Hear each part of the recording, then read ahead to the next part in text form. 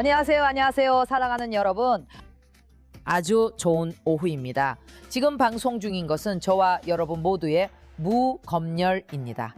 그리고 오늘 우리는 전 세계에서 신도가 가장 많은 종교, 즉 가톨릭에 대해 이야기할 거예요. 가톨릭 신앙은 수백만 브라질 사람들의 역사, 문화, 그리고 삶의 일부입니다. 그리고 이렇게 끊임없이 변하는 세상에서 교회는 어떻게 이 새로운 시대와 배화하고 있을까요? 이 모든 것을 이해하는 데 도움을 주기 위해 우리는 교육, 연구, 그리고 예수의 선교에 헌신해온 신부님을 모셨습니다. 프랑스 소르본 대학교에서 박사 학위를 받으셨고 현재는 브라질의 주요 대학 중 하나인 PUC 리우의 총장으로 계십니다. 안데르손 페드로주 신부님 진심으로 환영합니다. 환영합니다. 바티칸에 관한 한 권위자가 된 수상 경력, 많은 언론인도 있습니다. 제가 말씀드리는 분은 우리 모두가 사랑하는 호드리고 알비스입니다. 호드리고 알바레스님 환영합니다. 이미 가톨릭 교회의 비하인드 스토리를 보도, 다큐멘터리, 그리고 성자의 역사적인 순간들을 취재하며 전해주셨죠. 이제 여러분, 모든 미사에는 제병가 있습니다. 가톨릭 신앙의 가장 큰 상징 중 하나로 그리스도의 몸을 의미합니다. 하지만 여러분은 그것이 어떻게 만들어지는지 생각해 본 적 있으신가요? 그렇습니다. 신자들의 손에 전달되기 전에 제병은 매우 신중한 생산 과정을 거치며 이 과정은 바티칸의 여러 규칙과 지침을 반드시 따라야 합니다. 오늘은 사업가 루이스 카르네이로와 함께 이 제조 과정의 모든 세부 사항을 알아보겠습니다. 고마워요, 루이스. 루이스는 상파울루에 있는 제병 공장의 공동 소유자입니다. 저는 이 주제가 정말 마음에 들고 제병이 어떻게 만들어지는지 너무 궁금해요. 그리고 토론자로는 가톨릭 신자이자 여러 번 하느님께 약속을 드린 것으로 알고 있는 제 소중한 파트너 벤투의 사랑하는 어머니 파비아네 페레이라가 함께합니다. 여러분, 가톨릭은 2000년이 넘는 세월 동안 국경과 문화를 넘어 세대를 이어왔어요. 시간이 흐르면서 가톨릭 신앙은 깊은 사회적 변화를 함께 해왔고 여전히 전 세계 많은 사람들에게 영적 기준이 되고 있습니다. 하지만 이 오랜 전통이 오늘날의 세상과 어떻게 소통하고 있을까요? 지금 바로 그것을 알아보겠습니다. 안데르손 신부님 함께해 주셔서 정말 감사합니다. 감사합니다. 정말 감사합니다. 매우 영광입니다. 신부님, 가톨릭 교회는 2000년이 넘는 세월 동안 존재해 왔지만 모든 것이 변했고 지난 수십 년 동안 모든 것이 매우 빠른 속도로 변했죠. 그렇죠? 현재 가톨릭 교회가 직면한 가장 큰 도전은 무엇인가요? 보세요. 정말 중요한 말씀을 하셨네요. 그렇죠? 인생은 변화입니다. 그렇습니다. 항상 변화가 있습니다. 이제 중요한 질문은 어떤 종류의 변화냐는 거죠. 네, 가톨릭 교회의 도전은 당신이 전통이라는 단어를 사용하셨죠? 바로 그겁니다. 전통을 어떻게 지킬 것인가? 먼저 전통이 무엇인지 이해해야 합니다. 맞아요. 전통이란 우리가 말하길 재를 숭배하는 것이 아니라 불을 전하는 것이라고 합니다. 그러니까 결국 여기서 중요한 것은 항상 중요했던 것은 바로 그 원래의 신앙, 즉 예수라는 인물에 대한 신앙을 전하는 것입니다. 그렇죠? 나자렛 예수가 바로 근원이며 의미입니다. 방금 예수, 그리스도의 몸인 성체에 대해 말씀하셨죠? 맞아요. 그리스도의 몸입니다. 그래서 교회의 가장 큰 과제는 본질을 전하는 것입니다.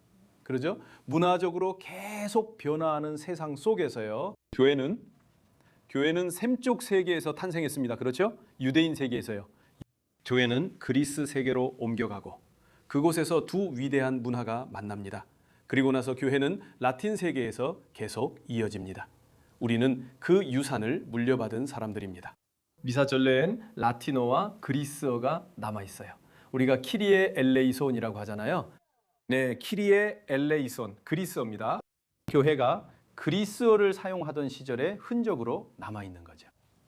라틴어도요, 물론 제2차 바티칸 공유의 이후입니다. 네, 질문에 답하자면 그때가 많은 변화가 있었던 시기였어요.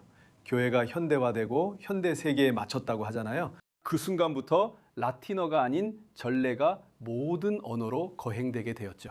정말 대단한 일이에요. 그렇죠? 우리가 보면 전 세계 여러 곳에서 미사에 참석할 수 있잖아요. 그리고 똑같은 예식, 똑같은 본문이지만 다른 언어로 또 다른 문화적 표현으로 진행되는 걸 볼 수 있죠. 아프리카에서 드리는 미사는 예식이 있지만 예를 들어 춤을 추기도 하죠. 그죠? 슬라브 국가나 중국 같은 나라에서 드리는 미사도 완전히 다른 문화적 표현이 있죠. 바이아의 살바도르에는 흑인들을 위한 미사가 있습니다. 흑인 교회에서 드리는 미사도 맞아요. 그러게요. 정말 아름다워요. 정말 아름다워요. 이게 바로 가톨릭 신앙인 것 같아요. 만남이 있고 신앙이 문화와 어우러지고 신앙이 문화 속에서 구체적으로 드러나는 거죠. 그러니까 신앙과 문화 사이에는 모순이 없는 거죠. 그죠? 네. 가톨릭 교회의 건축 자체가 그렇다고 생각해요. 모두가 알고 있는 본당, 교회, 바티칸. 그 건축과 건축의 역사가 바로 그것을 보여주죠. 각 시대마다 교회는 자신만의 방식으로 건축적으로 세워지고 상징화됩니다. 교회가 바로크 양식이거나 고딕 양식이거나 아니면 오늘날에는 완전히 다른 공간들을 가지고 있죠. 그렇지 않나요? 오늘날의 감성은 다릅니다. 더 깔끔하고 더 개방적이고 더 밝죠. 그렇지 않나요? 방금 비크 무니스의 스테인드 글라스를 봤는데 그는 빛과 색을 사용하더라고요. 맞아요. 그래서 제 생각에는 이게 핵심인 것 같아요. 가톨릭 교회, 가톨릭 신앙은 기독교 신앙이고 예수님에 대한 믿음이죠. 하지만 그 믿음이 문화와 섞이고 살아남기 위해서는 문화가 필요해요. 거의 그런 식이죠. 그 환경 자체에 그 지역의 문화가 배어 있어요. 그리고 그 신앙은 여러 방식으로 표현돼요. 물론이죠. 교회는 하나지만 표현하는 방식은 정말 다양하죠. 하지만 그게 정말 좋아요. 저는 그게 정말 멋지다고 생각해요. 그렇죠? 그렇게 하면 모두가 함께 할 수 있잖아요. 그죠? 네. 저는 그게 어떤 사람들은 그게 가톨릭의 지나친 포부이라고 말하지만 저는 그게 가톨릭의 희망이라고 생각해요. 모두가 포함되어 있다고 느끼는 것, 모두가 포함되는 것 맞아요. 없어요, 봐요. 어떤 언어든 어떤 문화적 표현이든 다 들어올 수 있고 인간적인 것 중에 안에 들어올 수 없는 건 아무것도 없어요. 당신은 마음만 바꾸면 돼요. 그죠? 그리고 마음으로 신앙을 받아들이는 거예요. 저는 교회의 소명이라 생각하며 교회는 주의해야 한다고 봅니다. 신부로서 말씀드리자면 우리는 항상 사람들을 받아들여야 합니다. 가톨릭은 환대에서 시작됐기 때문입니다. 정확해요. 정말 좋아요. 이제 제가 틀렸다면 말씀해 주세요, 신부님.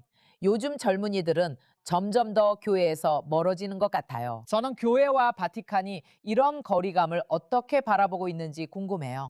맞아요. 사실입니다.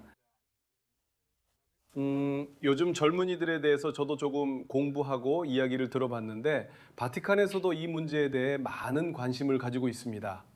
사실 젊은이들은 신앙과는 매우 연결되어 있지만 어쩌면 제도와는 거리가 있을 수 있습니다. 그래서 여기에는 차이가 있습니다. 종교와 신앙 사이예요. 네, 그리고 그건 모순이나 대립이 아니에요. 아니에요. 그건 서로를 보완하는 현실입니다. 그래서 젊은이들은 신앙을 많이 찾습니다. 저는 정말 놀랍다고 생각해요. 저는 교수잖아요. 그리고 저는 PUC 예술 및 디자인 학과 교수입니다. 와, 네네. 저는 거기서 강의를 합니다. 제 아들도요. 그래요. 그리고 거기서 저는 젊은이들을 보는데 그들은 영성을 지니고 있고 영성을 추구하고 있습니다. 저는 그걸 어떻게 보냐고요? 제가 간다고 해서 제가 신부고 총장이지만 그들도 그걸 알지만 거기서는 저는 앤더슨 교수일 뿐이죠. 그죠? 저는 주제들을 통해서 그걸 봅니다. 그래서 예술과 디자인을 전공하는 학생들은 예를 들어 영적인 것에 대해 이야기하는 주제나 종교와 관련된 주제에 관심을 가집니다. 그런데 그들은 예를 들어 패션을 공부하잖아요. 그들은 글쎄요, 앱도 공부하고 인터넷 관련 활동도 공부합니다. 하지만 항상 영성을 추구하는 것이 스며들어 있습니다. 그래서 요즘 젊은이들은 영성을 많이 추구합니다. 네, 맞아요. 하지만 종교에 관해서는 분명히 격차가 있습니다. 이 점은 우리가 구체적으로 짚고 넘어가야 합니다. 사실 이건 더 이상 가톨릭만의 문제가 아니죠. 요즘은 저도 친구들이 많은데 개신교인들도 이런 문제가 있습니다. 즉 개신교 교회들도 마찬가지로 젊은이들은 신앙이 있고 영성을 원하지만 잘 적응하지 못합니다. 그래서 한 교회에서 다른 교회로 옮기기도 하죠. 많은 젊은이들이 PUC에서 정말 좋은 점은 그들이 매우 솔직하다는 것입니다. 학생들은 와서 총장님, 저는 DJ 레자두입니다 라고 말합니다. DJ 레자두? DJ 레자두라는 말이 정말 좋네요. 이제 이건 우리가 신경 써야 할 문제죠. 그러죠? 정말 마음에 들었습니다. 하지만 그렇게 무거운 걱정은 아니에요. 그들에게는 본질적인 것이 있죠. 바로 신앙을 찾는 것, 연결을 찾는 것, 영성을 추구하는 것입니다. 기관도 조금 더 적응해야 하죠. 그렇지 않나요? 그런데 적응이라는 건 논란이 많은 문제예요. 어떤 사람들은 너무 많이 열렸다고 생각하고 또 어떤 사람들은 그렇지 않다고 생각하니까요. 신부님, 이 젊은이들이 신과 신앙에 대해 파들에게 어떤 질문을 하나요? 바로 그 점이에요. 그들은 명확히 질문하지 않아요. 네, 우리는 지금 한 세대의 사람들과 함께 있는데 그들은 젊은이들은 깊이가 있어요. 그렇죠? 저는 항상 젊은이들을 더 옹호할 거예요. 그들은 깊이 있지만 언어가 달라서 직접적으로 말하지 않아요. 신이 누구냐, 신이 존재하냐고 절대 말하지 않아요. 그들은 항상 주변부에서 접근해요. 그건 다 인간적인 문제 때문이죠. 맞죠? 예를 들어 우리가 외로움 같은 주제나 삶의 의미 같은 주제에 대해 이야기할 때 자연에 아주 민감한 젊은이들도 있어요. 그리고 이 모든 것 뒤에는 창조주에 대한 질문이 있습니다. 그죠? 외로움은 오늘날 세상에서 큰 주제입니다. 정말 큰 주제죠. 맞아요. 보세요. 우리는 초연결되어 있지만 사람들과 실제로 만나는 일은 거의 없습니다. 정말 그래요. 맞아요. 서로 눈을 마주치지 않아요. 이 부분에 대해 정말 많이 이야기했죠. 우리가 다루지 못하고 있는 큰 문제예요. 그래서 젊은이들은 이런 문제를 자주 꺼내요. 그래서 직접적으로 질문하지는 않지만 옆길로 돌아가면서 접근해요. 그러면 당신은 이렇게 말하죠. 그 뒤에는 더 깊은 질문이 있구나. 그리고 그들이 할 수 있고 기회가 있을 때 그게 바로 하나의 계기예요. 제가 하나 말씀드릴게요. 이번 학기에 저는 아주 소중한 교수님과 함께 수업을 했어요. 네, 저는 항상 누군가와 함께 수업을 해요. 총장으로서 출장이 많기 때문이죠. 하지만 항상 아주 소중한 교수님들과 함께 수업을 합니다. 그리고 미술사 수업에서 제가 발표를 해야 하는 날 제가 받은 아주 아름다운 성모 마리아의 이콘을 가져갔어요. 그렇죠? 제가 설명하고 이콘을 가져갔어요. 정교회에서 온 거예요. 그죠? 정교회에서 온 거예요. 정말 예쁜 상자였어요. 그래서 제가 이제 열어보겠다고 했죠. 상자를 여는 것 자체가 하나의 큰 순간이었어요. 온통 신비로움이 감돌았거든요. 이콘은 그렇고 성체는 잘 모르겠지만 교회의 모든 것은 기도하며 만들어져요. 네, 의식들도요. 그죠? 의식들이요. 이콘을 보여주니 사람들이 정말 좋아했어요. 금색에 디테일도 많거든요. 그리고 제가 그게 무엇인지 설명했어요. 다른 종류의 신앙의 대상이라고 설명했어요. 왜냐하면 제가 이콘을 바라보는 게 아니라 오히려 이콘이 저를 바라보고 있다고 느끼거든요. 그건 다른 관계입니다. 네. 그 얘기에 교실 토론이 시작됐어요. 다들 정말 좋아했어요. 그리고는 이렇게 물었죠. 만져봐도 돼요? 그래요, 만져봐도 돼. 19, 20살의 젊은이들이었어요. 멋졌지만 아이들 같았어요. 만져봐도 돼요, 신부님? 그래, 만져봐도 돼. 정말 멋지지. 그러니까 시세로 씨와 여러분, 정말로 젊은이들 사이에는 아주 깊고 아주 진실되고 동시에 아주 연약한 그런 갈망이 있어요. 제가 보기에는 정말 많은 연약함과 취약함이 있어요. 그게 나쁜 건 아니고 우리가 받아들여야 하는 거죠. 그렇지 않나요? 하지만 젊은이들 안에는 믿음이 있습니다. 이제는 우리가 구조를 조금 더 유연하게 만들 필요가 있어요. 네, 우리는 더 포용해야 하죠. 그렇죠?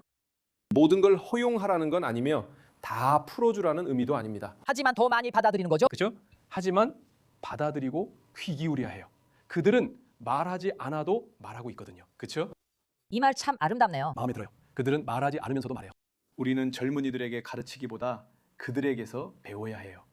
그들의 마음에 다가가는 법을 그들이 우리에게 신호를 보내기 때문이죠. 그리고 많은 것이 인간성과 애정 어린 몸짓, 관심, 다정함과 연결되어 있어요. 이 사회는 외롭고 다정함의 의미를 잃어버린 사회예요. 그리고 포용도 그렇죠. 포용이요. 포용. 네, 저는 다정함이 큰 차이를 만든다고 생각해요. 네, 맞아요. 한 대는 문을 여는 거예요. 다정함과 애정, 앉을 자리를 내주고 물도 내주는 거죠. 그래서 저는 이게 큰 도전이라고 생각해요. 가톨릭도 이 도전에 직면해 있고 다른 종교들도 마찬가지예요. 그리고 교회들도요. 모두에게 해당되는 일이라고 생각해요. 사회가 변했으니까요. 지금 신부님께서 신호에 대해 말씀하셨는데요. 신부님의 소명이 어떻게 삶에서 나타났는지 궁금해요. 신부님의 소명은 점차적으로 그렇게 형성된 건가요? 신부님께서는 부름을 들으셨나요? 아니면 점차적으로 형성되었나요? 사제직과의 인연은 어떻게 시작되었는지 궁금해요. 제가 처음으로 신부가 되고 싶다고 말했을 때는 6살이었어요. 6살이었어요. 6살. 저도 그건 공부했어요. 그리고 저는 신부를 봤어요. 그래서 잘 모르겠지만 뭔가 그런 과정이 있는 것 같아요. 정신 분석학이 이런 데에 정말 도움이 되죠. 여기 할머니도 계시고요. 우리 마리아 할머니는 정말 다정하셨고 우리가 올 때마다 항상 반겨주셨어요. 할머니는 저를 손자 중에 특별히 아끼신 것 같아요. 할머니가 저를 앞에 앉히고 쓰다듬으며 너는 내 손자야. 정말 잘생겼구나 라고 하셨어요. 할머니는 그런 표현을 쓰시면서 하나님에 대해 말씀하시고 교회 이야기도 하시고 저를 데리고 가셨어요. 제 삶에는 아주 강한 가톨릭 뿌리가 있죠. 그런데 정말 설명할 수 없게도 6살 때 저는 신부님을 봤어요. 아마 신부님이 많은 사랑을 받는 걸 봐서 그런 것 같아요. 저희도 상파울루의 소박한 공동체에 다녔고 신부님도 그런 곳에 계셨죠. 저는 신부님이 사랑받고 다정하신 분임을 알고 엄마께 나도 신부님이 되고 싶어 라고 말했어요. 6살 때였고 9살에는 그 마음이 더 커졌어요. 첫 영성체와도 관련이 있었죠. 제가 첫 영성체를 했던 날 상파울루 시골에서 하얀 옷을 입고 아주 전형적인 모습이었죠. 그리고 저는 9살이었어요. 그때를 잊지 못해요. 그냥 지나간 과거가 아니라 지금도 생생하게 남아있는 살아있는 과거예요. 제가 영성체를 하고 제자리로 돌아갔던 게 기억나요. 그리고 무릎을 꿇고 예수님께 말했어요. 예수님, 저는 신부가 되고 싶어요. 아니, 예수님, 만약 원하신다면 저는 신부가 되고 싶어요. 예수님이 먼저죠. 원하신다면요. 9살 때. 9살 때. 그래도 아직 어린아이죠. 그리고 저는 그걸 지금도 아주 생생하게 기억하고 있고 그래서 그랬던 것 같아요. 그런데 이게 종교적인 분위기, 부모님 그리고 할머니와 관련이 있는 것 같아요. 가족이죠. 다 그거랑 관련이 있어요. 교회에서의 경험도 있는데 이건 제가 자주 이야기하는 교회 공동체 얘기예요. 한 번도 그런 적이 없었어요. 항상 환영받고 정체성을 찾는 곳이었죠. 그렇지 않나요? 저는 그렇게 느꼈어요. 저는 복사도 했고 청년부를 위해서 기타도 쳤어요. 그래서 그곳은 제가 소속감을 느끼고 성장할 수 있었던 곳이었죠. 그렇지 않나요? 그곳은 우리가 성장하고 여러 가지를 배울 수 있었던 곳이었어요. 그리고 그곳에서 저는 봉사하는 법도 배웠어요. 저만 생각하지 않고 미사를 준비하고 모임을 준비하는 법을 배웠죠. 그래서 저는 교회에서 아주 긍정적인 경험을 했어요. 만약 어떤 분들이 그런 경험을 못 하셨다면 안타깝게 생각해요. 하지만 저는 그런 경험을 했고 그것이 저에게는 선물이었다고 생각해요. 아니요. 그리고 15살 한창 사춘기일 때 신학교에 들어갔어요. 15살 그렇게 엄격한 생활에 적응하는 게 어땠나요? 저는 그게 모험 같았어요. 부모님도 제가 언젠가 떠날 걸 이미 알고 계셨어요. 그때는 주말마다 신학교에서 집에 돌아올 수 있었기 때문에 가족과 더 자주 만날 수 있었어요. 하지만 그 자체가 모험이었고 저는 행복했어요. 지금도 그때를 좋게 기억하고 있습니다. 저는 어머니가 안쓰러웠어요. 어머니는 제가 신부가 된 뒤에야 그 얘기를 해주셨어요. 어머니께서 말씀하시길 제가 집을 떠났을 때 빨래를 하면서 우셨다고 하셨어요. 그리워서요? 네, 그리워서요. 저는 하느님, 내가 어떻게 어머니를 이렇게 힘들게 할 수 있었을까라고 생각했어요. 하지만 저는 울지 않았어요. 아, 신부님, 그런데 그런 죄책감이 있나요? 아니요, 제발요. 아니요, 죄책감은 없었어요. 왜냐하면 저는 아무것도 그립지 않았고 너무 행복했거든요. 저는 정말 좋았어요. 저는 공부하고 있었고 제가 좋아하는 일을 하고 있었어요. 네, 그때 저는 피아노, 오르간 등 여러 가지를 공부했어요. 음악, 전래, 라틴어도 공부했고요. 저는 고전적인 것들을 아직 배우던 신학교에 갔거든요. 그래서 저는 바빴고 축구도 하고 모든 걸 했어요. 그곳은 정말 활동이 많은 곳이었어요. 그래서 청소년기에는요. 그리고 나중에 한참 뒤에 30년이 지나서야 뭔가 깨달은 것 같았어요. 제 형제의 결혼식을 했을 때였죠. 네, 그랬어요. 제가 주례를 맡았는데 그때 30살 이되어서야 뭔가 깨달았어요. 와, 내가 내 인생에서 이렇게 결정적인 결정을 내렸구나. 하나의 소명을 선택했구나 싶었죠. 그래서 그때 저는 느끼셨죠? 좋은 의미로 무게감을 느꼈죠. 좋은 의미로 저도 그 말을 하려고 했어요. 결정했어요. 많은 사람들이 신부님이 공부를 많이 한다는 걸 잘 모르죠, 그죠? 우리에게 조금만 이야기해 주세요. 그러니까 신부님이 어떤 학위를 받으셨는지 뿐만 아니라 신부가 되기 위해서 신학교 이후에는 어떤 길을 가야 하는지 알려주세요. 어떤 전공인지, 그렇죠? 네, 어떤 전공을 공부하나요? 몇 년 동안 공부하나요? 보세요. 최소가 7년이에요. 그죠? 7년. 7년이요? 의학보다 더 오래 걸리나요? 네, 철학이 3, 4년이고 신학이 4년 더 있어요. 총 7, 8년이 걸려요. 와. 네. 그 전에 적응 기간이 있는데 그걸 예비 과정이라고 해요. 우리가 고등학교를 졸업하고 나서 자연스럽게 언어 같은 걸 보충하는 1년을 보내요. 그리고 철학을 배우고 그 다음에 신학을 해요. 과정이 정말 길죠. 철학은 왜 배우나요? 왜냐하면 생각하는 법을 배우고 비판적인 능력을 키우기 위해서예요. 그리고 나서 신학을 배우는데 그건 신비 속으로 깊이 들어가는 거죠. 그죠? 신앙의 논리, 교회의 교의, 그리고 그 밖에 모든 것들을 이해하는 거죠. 그래서 이건 긴 여정이에요. 이 모든 과정에서 우리는 양성 담당자들의 도움을 받으면서 그분들이 우리에게 결정을 내릴 수 있도록 도와줍니다. 저는 이것이 여정이라고 생각하며 그 속에서 많은 것을 경험한다고 말하는 걸 좋아해요. 우리는 정서적으로 성숙해지고 선택에서도 성숙해집니다. 그리고 정말 이 길이 맞는지 이해하게 되죠. 위기도 있잖아요. 저는 친구에게 너 위기야? 라고 부르면 친구가 내가 바로 위기야 라고 답했던 게 기억나요. 왜냐하면 그 친구가 너무 철학이 우리에게 정말 큰 영향을 주거든요. 정말 많이 흔들어놔요. 20살이면 상상해보세요. 하지만 정말로 많이 공부해요. 하지만 그 모든 공부는 우리가 남들보다 더 나아지기 위해서 하는 공부가 아니에요. 우리가 인류를 포용하고 신앙을 전할 수 있도록 하기 위한 공부죠. 물론이죠. 아주 존중하는 마음으로요. 그건 단순히 이론적인 공부가 아니라 거의 하나의 관점이라고 생각해요. 당신은 사목자가 되어 사람들을 돌보기 위해 공부하는 거예요. 그리고 그게 근본적인 목표예요. 그게 없으면 의미가 없죠. 왜냐하면 이건 단순한 학문적 사변이 아니니까요. 이론일 뿐 아니라 사람들을 돌볼 준비를 하는 거예요. 맞아요. 네. 신부님도 정신 분석을 받으세요? 오, 저 정말 좋아해요. 좋아요. 하세요.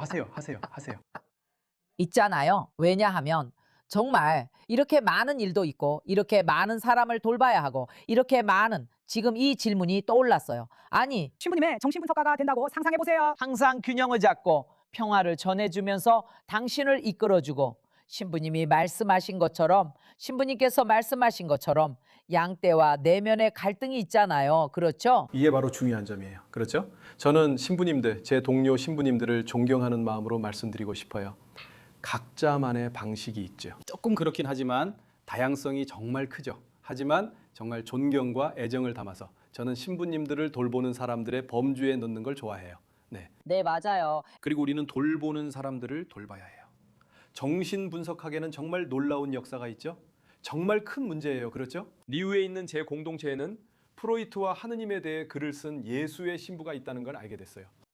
아무튼 네, 정신 분석학은 탄생했어요. 프로이트와 신이 만난다면 정말 멋진 만남이었겠죠. 대화도 참 흥미로웠을 거고요. 그렇지 않나요? 맞아요. 그러니까 정신 분석학이 탄생하고 종교는 항상 아주 가까이에 있었죠. 신화라든지 이런 것들이요.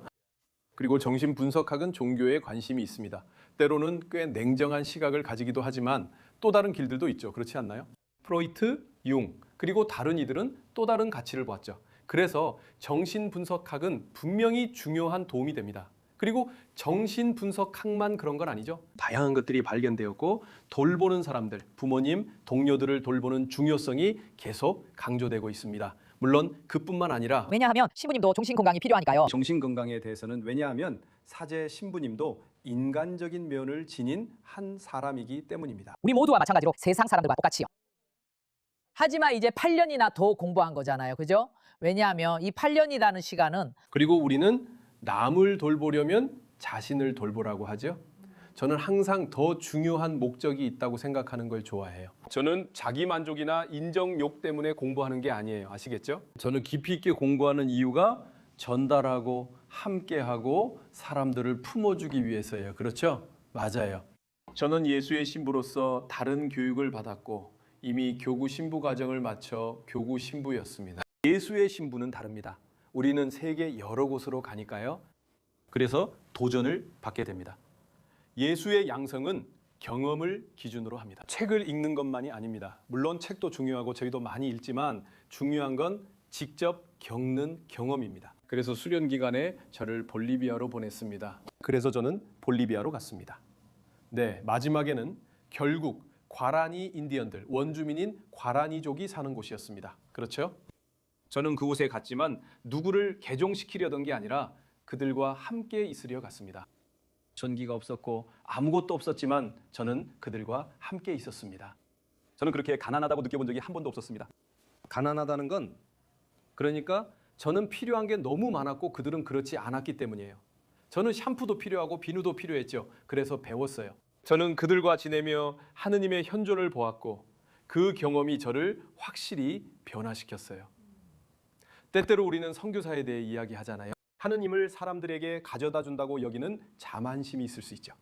선교사는 하나님을 마치 상품처럼 사람들에게 전달하는 사람이 아니에요. 하지만 선교사 혹은 그곳에 가는 사람은 파견된 곳에서 하느님을 만나는 사람이에요. 우리는 그걸 직접 경험할 수 있죠. 그죠? 저는 과란이족 사이에서 하느님을 만났고 많은 것을 배웠어요. 정말 그래요. 교황 레오 14세도 예수회 신부이시지요. 아니요, 그는 아우구스티누스회 소속이에요. 그는 프란치스코 교황님의 뜻으로 아우구스티누스회 소속이었어요. 맞아요. 정확해요. 레오 14세 교황님도 페루에 살았었기 때문에 정확해요. 그런 경험도 있으시죠? 맞죠? 정확해요. 네. 프란치스코 교황님도 예수의 신부셨고 그런 경험이 많으셨죠. 그렇죠? 그리고 레오 14세 교황님은 아우구스티누스회 신부세요. 수도회들은 전 세계에 네트워크가 있어요. 그래서 수도에서는 우리를 여러 곳으로 보내서 다른 문화를 배우게 하고 자기 자신을 내려놓고 마음을 열게 하죠. 그리고 모든 곳, 모든 문화 속에 아름다움과 진리, 신앙, 그리고 하느님의 현존이 있다는 걸 깨닫게 해줘요. 그렇죠? 그리고 이런 경험들은 도전적이에요. 예를 들어 또 다른 경험으로 저는 그 다음에 칠레로 갔어요. 그래서 저는 갔어요. 저는 완화의료시설로 가서 사람들이 임종을 맞이하는 곳에서 돌보는 일을 했어요. 그리고 제가 거기에 도착했을 때 아무도 말을 하지 않았어요. 저는 말하는데 자신이 있었고 가서 대화해야지라고 생각했는데 아무도 말을 하지 않았어요. 그 다음에 제가 도착해서 이제 뭘 해야지라고 생각했어요. 당신은 사람들에게 목욕을 시켜주는 등 겸손한 일을 하게 될 거예요. 그곳에서 제 인생에서 가장 큰 내면의 변화가 있었던 것 같아요. 사람들을 돌보는 법을 배웠고 많은 이들이 제 품에서 세상을 떠났어요. 그리고 그들은 아주 가난한 사람들이었기 때문에 이름 없는 사람들이었어요. 그들과는 아무런 인연도 없으셨죠. 그리고 사실 저는 그들을 이해하는 법을 배워야 했어요. 하지만 그들은 당신의 형제들이었잖아요. 그렇죠? 맞아요. 있잖아요. 정말 신기해요. 시세로. 제가 기억나는 사람이 있는데 어떻게 알게 됐는지는 모르겠지만 그 사람에게는 머리를 빗고 베개를 정리하는 게 중요하다는 걸 알게 됐어요. 또 다른 사람 절대 잊지 못해요. 프란시스코. 제가 처음 갔을 때 그가 저를 엄청 욕했거든요. 저한테 화내고 욕도 하고 스페인어로 말했지만 정말 심한 말이라는 건 알 수 있었어요. 그죠? 왜냐하면 제가 그를 만졌거든요. 그는 온몸에 상처가 있었고 그래서 아팠어요. 그렇죠. 당신이 만질 때요. 그래서 그게 어떤 느낌이냐면 그때 저는 말했어요. 아니 내가 기분 나빠하면 안 되지. 그죠? 물론이죠. 그래서 저는 그와 잘 지내는 법을 배웠어요. 결국 그는 저에게 고마워했고 우리는 친구가 되었어요. 그리고 그의 딸이 이혼해서 저를 더 이상 몰랐던 딸이 갔어요. 저는 그 화해 장면을 봤어요. 그리고 그는 사실상 제 품에서 세상을 떠났어요. 그러니까 이렇게 삶과 죽음의 경험을 겪으면서 당신은 다른 관점을 갖게 됩니다. 삶이 얼마나 소중한지, 우리가 얼마나 특권을 누리고 있는지, 그리고 우리가 얼마나 봉사해야 하는지 알게 됩니다. 다정해야 하고 사람들에게 온정을 베풀어야 하죠. 하지만 동시에 우리가 얼마나 용기를 가져야 하는지도 알게 됩니다. 그렇죠? 네, 저는 용기가 정말 강한 힘이라고 생각해요. 물론이죠. 신부님은 신부이자 이 나라 최대 대학 중 하나인 푸크히우를 이끄십니다. 예수의 영성은 리더십에 대해 무엇을 가르치나요? 보세요. 푸크는 정말 특별한 곳입니다. 저는 항상 말하곤 하는데 정말 특별한 장소이고 큰 프로젝트죠. 그렇지 않습니까? 이건 국가 프로젝트 일부입니다. 85년이 됐어요. 이곳은 지역교회와 대교구, 예수회의 협력으로 탄생했습니다. 그리고 PUC의 DNA는 예수회의 DNA와 섞여 있습니다. 그건 바로 교육의 DNA입니다. 탁월한 교육, 사람을 포용하는 교육입니다. 세상을 바꾸는 시각입니다. 대충 이런 거죠. 우리의 신앙은 세상을 포기하거나 떠나는 게 아닙니다. 우리의 신앙은 오히려 세상 속으로 더 들어가는 겁니다. 어떻게 세상 속으로 들어가나요? 당신이 사회 구조의 일부가 되고 사람들을 양성하고 이런 식으로요. 그래서 푸크도 이 프로젝트의 일부입니다. 이곳은 예수의 전통을 가진 대학입니다. 그래서 우리는 우선적으로 학문의 우수성을 매우 중요하게 생각합니다. 과학은 도달하는 한 방법입니다. 하나님께 다가가고 사회에 봉사하며 사람들을 준비시키는 방법입니다. 이 대학은 예수회적인 면도 가지고 있는데 저는 그것이 다양성, 모든 형태의 사고를 포용하는 것이라고 말하고 싶습니다. 그래서 정말 매우 민주적입니다. 호드리구도 푸크 출신이었지, 맞죠? 저는 학교에선 아우구스티노회, 대학에선 예수회였습니다. 할 이야기가 많죠. 저도 푸크 출신이에요. 그러니까 그렇죠. 이제 이 프로젝트도 계속 다시 살펴보게 되고 모든 게 그렇듯이 우리가 이 이야기를 시작했을 때처럼 계속 업데이트해야 하죠. 그래서 저는 푸크에서 정말 멋진 것들을 물려받은 시기에 있었지만 동시에 팬데믹 이후에 특히 더 많은 보살핌이 필요했던 푸크이기도 했어요. 우리는 상상 못한 과정을 겪었어요. 저는 관리자가 아니었지만 배워야 했고 예수의 신부님들이 많이 도와주셨어요. 우리에겐 예수회만의 비법 같은 게 있거든요. 예수회 말이에요. 네. 네네. 성 이냐시오는 16세기 예수회를 창립했는데 그분은 이미 이런 공식과 문서들을 가지고 있었어요. 여기를 잘 관리하려면 이런 것들이 필요하다고 말이죠. 있잖아요. 몰랐어요. 그래서 다른 예수회 신부님들과 함께 모두 다시 찾아냈어요. 그분은 하버드에서 석사 과정을 막 마치셨어요. 네, 기본적인 거죠. 네. 그것도 또 다른 멋진 경험이었어요. 하지만 그건 경영 쪽이었죠, 그죠? 맞아요. 하버드 비즈니스 스쿨에서 했고 바로 경영에 관한 것이었어요. 우리가 어떻게 하면 이 서비스를 더 발전시키고 확장할 수 있을지 고민하는 과정이었죠. 왜냐하면 PUC는 비영리 사립대학이잖아요. 그게 무슨 뜻이죠? 푸키에 들어오는 모든 것, 등록금 등 모든 수익이 모두 다시 지역사회에 환원된다는 뜻이에요. 그래서 들어오는 수익으로 학교를 정비하고 장학금도 제공합니다. 그리고 지난 4년 동안 우리가 겪었던 모든 과정을 통해 장학금도 늘렸어요. 그래서 지금은 PUC 학생 중 40%가 장학생이에요. 정말 좋은 소식이죠. 오늘날 포용이 더 확대됐지만 아직 완전하지는 않습니다. 흑인분들 모두에게 이런 포용이 필요합니다. 우리는 이를 보여줘야 해요. 이건 단순한 권리가 아니라 PUC의 문을 여는 우리의 의무라고 생각합니다. 맞아요. 이 모든 덕분에 PUC는 더욱 풍요로워지고 있습니다. 그래서 우리는 지금 정말 힘든 프로젝트를 하고 있고 일이 정말 많아요. 문화적인 변화이지만 잘 되고 있습니다. 하지만 꼭 해야 할 일입니다. 그리고 왜 환경을 운영의 핵심 과제로 삼으셨나요? 글쎄요, 제가 그렇게 한 이유는 대학이 인류의 중요한 주제들에 집중해야 한다고 생각하기 때문입니다. 그리고 젊은이들 때문이기도 합니다. 젊은이들은 지금 벌어지는 일들에 매우 민감하고 관심이 많습니다. 그렇죠? 기후변화와 같은 것들. 이 모든 것이 많이 변하고 있습니다. 그렇지 않나요? 그래서 저는 이렇게 생각했습니다. 우리가 미래를 바라보고 이미 길을 만들어가는 그런 대학이 되어야 한다고요. 그래서 우리의 깃발은 생태학이어야 하고 프란치스코 교황님이어야 합니다.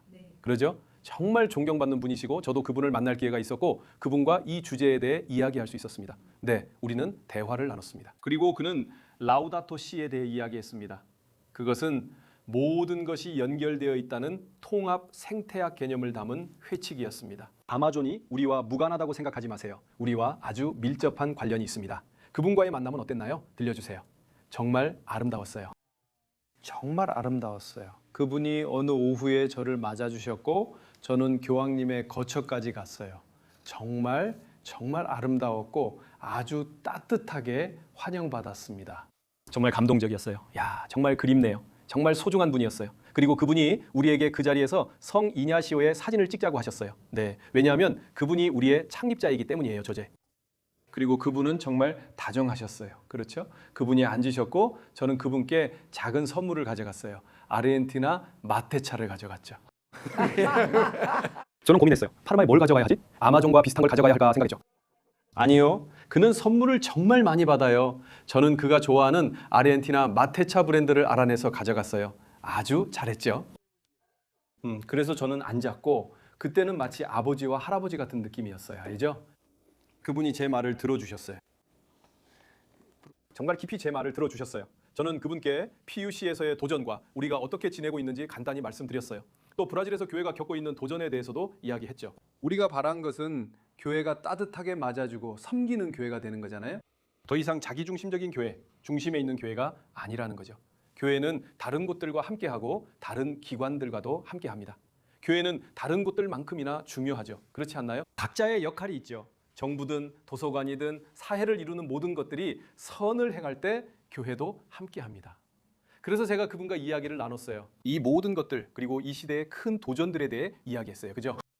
제가 그분께 말씀드렸어요. 우리 PUC에서는 다양한 연구를 하지만 무기 관련 연구는 전혀 하지 않는다고요. 저는 항상 주시하고 있습니다. 네, 왜냐하면 이 모든 것에 대해 PUC는 많은 연구를 하거든요. 우리나라에서 가장 많은 연구를 하는 대학 중 하나입니다. 그래서 우리는 최고의 대학 중 하나로 평가받죠. 사립대학 중 1수도 있고 국제 랭킹에서도 마찬가지입니다. 연구를 많이 하기에 저는 항상 우리가 어떤 연구를 하고 그게 인류에 도움이 되는지 주시합니다. 예를 들어 우리가 무기에 관한 연구를 한다는 것은 저는 받아들일 수 없습니다. 또는 사람들과 세상에 해를 끼칠 수 있는 주제에 대해 연구하는 것도 마찬가지입니다. 제가 이런 이야기와 다른 주제들, 좀 더 개인적인 이야기, 제 부모님에 대해 이야기하고 부모님 사진을 보여드렸더니 그분이 축복해 주셨습니다. 그리고 잠시 침묵이 흐른 뒤에 그분이 이렇게 말씀하셨어요. 그래, 내가 너에게 3가지 조언을 해줄 수 있을까? 그래서 저는 와, 3가지나요? 라고 대답했죠. 그분이 그러시자 저는 말했어요. 물론이죠. 제가 말했죠. 얼마나 겸손한지 상상해 보세요. 그분이 아주 겸손하게 3가지 조언 드려도 될까요? 라고 하셨어요. 제가 물론이죠 라고 했고 3가지 멋진 조언을 받았어요. 어떤 조언이었냐고요? 첫 번째는요. 네, 제가 이렇게 말씀드릴 수 있어요. 네네. 첫 번째로 그분이 이렇게 말씀하셨어요. 더 많이 기도하세요. 항상 기도하세요. 기도는 기본입니다. 하느님과 항상 깊이 하나가 되어 있으세요. 영성 기도하세요. 둘째로 윗분들과 일치하세요. 즉 제 윗분, 주교님, 우리를 이끄는 분들, 우리의 목자들과 하나가 되라는 뜻입니다. 결국 교회와 하나가 되라는 거죠. 일치입니다. 그러니까 영성, 개인적이고 깊이 있고 일치입니다. 그분이 저를 보며 말씀하셨어요. 준비해라. 우리를 박해할 것이다. 아이고, 왜요? 그리고 이건 아무런 거창한 뜻 없이 하는 말이에요. 왜냐하면 길을 열고 싶을 때는 그렇잖아요. 그리고 진실의 길, 포용의 길, 정직하고 올바르고 청렴한 길을 제안할 때 그게 쉽다고 믿지 마세요. 쉽다고 생각하지 마세요. 그게 쉬울 리 없죠. 당연히 어려움이 있을 거예요. 이러한 박해는 가톨릭 내부에서도 오고 있습니다. 제가 보기에는 프란치스코 교황님과 예수회적인 방식에 매우 반대하는 움직임이 있습니다. 아주 엄격한 가톨릭이 점점 커지고 있습니다. 제 생각은 이렇습니다. 저는 가톨릭과 모든 종교, 결국 신앙의 표현들은 그 시대의 문화의 산물이라고 말하고 싶습니다. 지금 세계는 갈등과 전쟁이 계속되고 있습니다.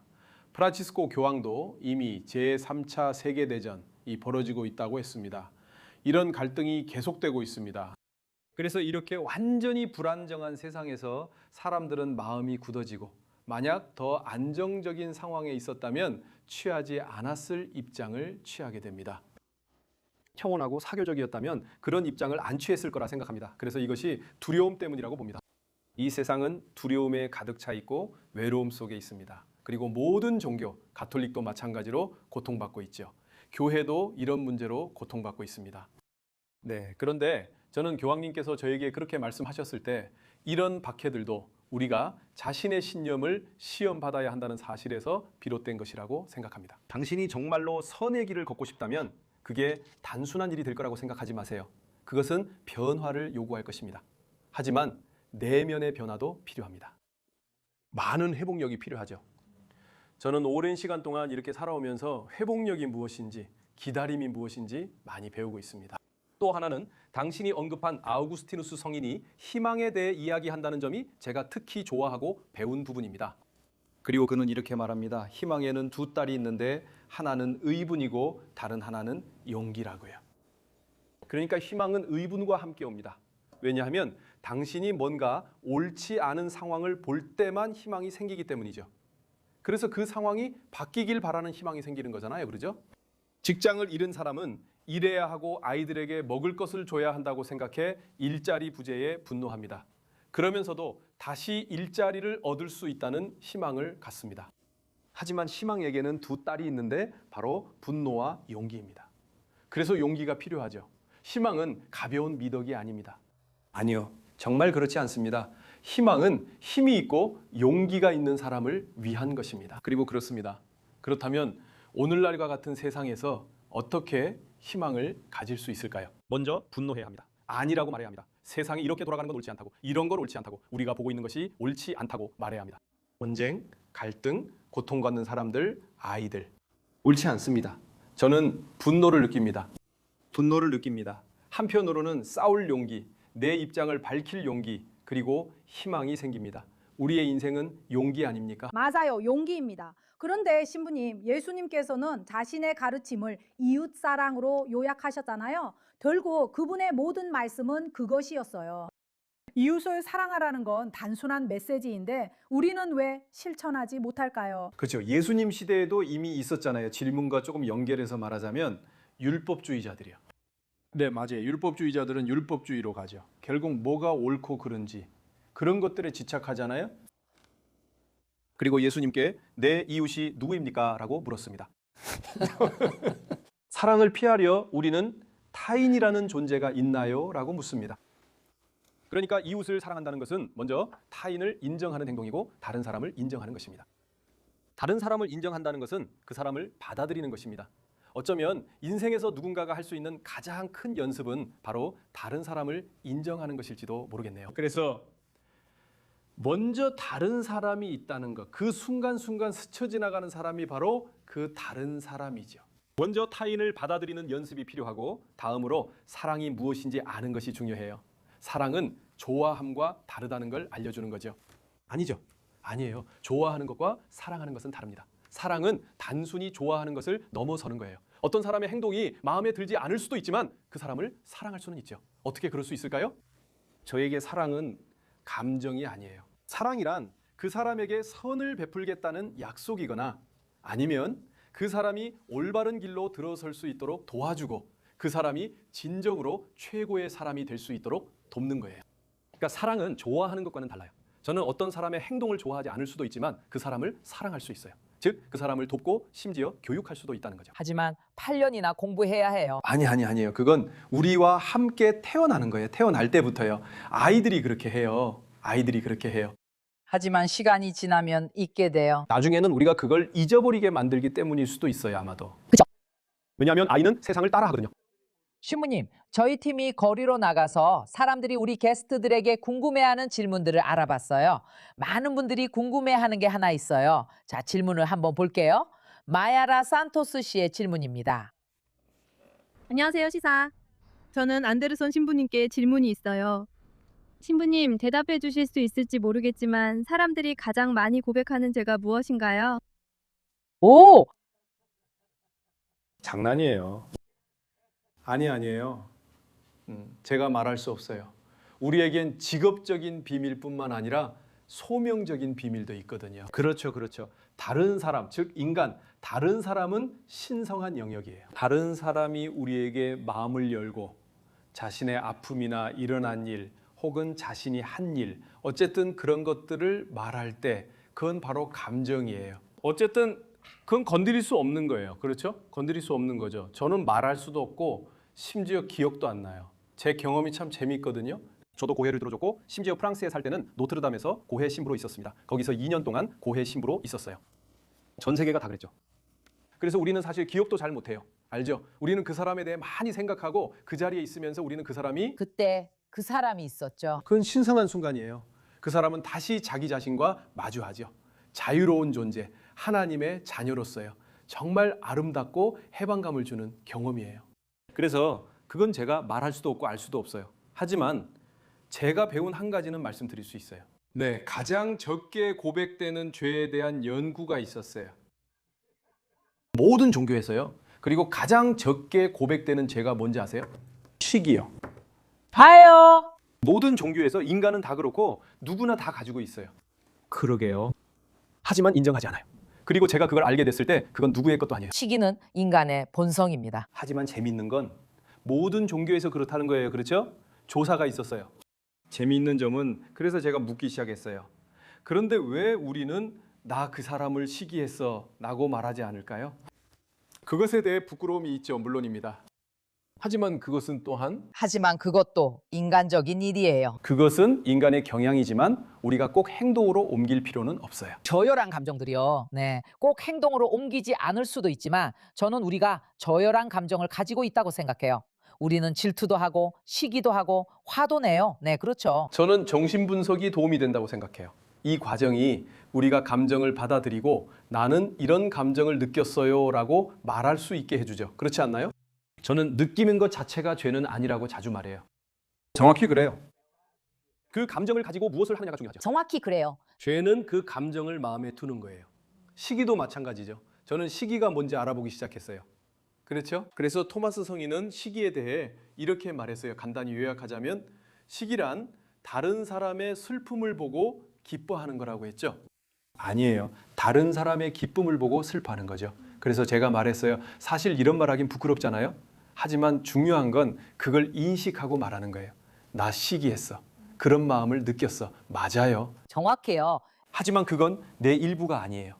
그래서 이건 연습이에요. 확실히 그렇죠? 맞아요. 제 생각엔 이건 정말 큰 죄인 것 같아요. 신부님이 정말 좋아하셨을 거예요. 저는 매주 일요일마다 엄마와 함께 신부님께 고해성사를 드리러 갔어요. 항상 같은 고백이었어요. 네, 거짓말을 했고 욕을 했어요. 부모님과 함께 자랐어요. 욕을 했어요. 숙제를 했다고 했지만 사실 안 했어요. 신부님은 성모송 바치면 괜찮아 가거라 라고 하셨어요. 말했어요. 욕을 했어요. 신부님 성모 마리아님 똑같았어요. 이미 그랬잖아요. 아시죠? 이미 그랬어요. 정말이에요. 신부님께 고해성사할게요. 제가 거짓말을 했지만 이제는 더 이상 거짓말하지 않을 거예요. 하지만 가끔씩은 약간 화가 나요. 이렇게요. 괜찮죠? 정말 마음에 들었어. 몇몇 사람들로부터요. 신부님 정말 감사드리고 축복해 주세요. 축복합니다. 아멘. 다음 코너에서는 계속해서 수백만 브라질인들의 종교인 가톨릭에 대해 이야기할 거예요. 곧 다시 돌아올게요. 채널 고정하시고 메시지도 보내주세요. 알겠죠? 뽀뽀 쪽.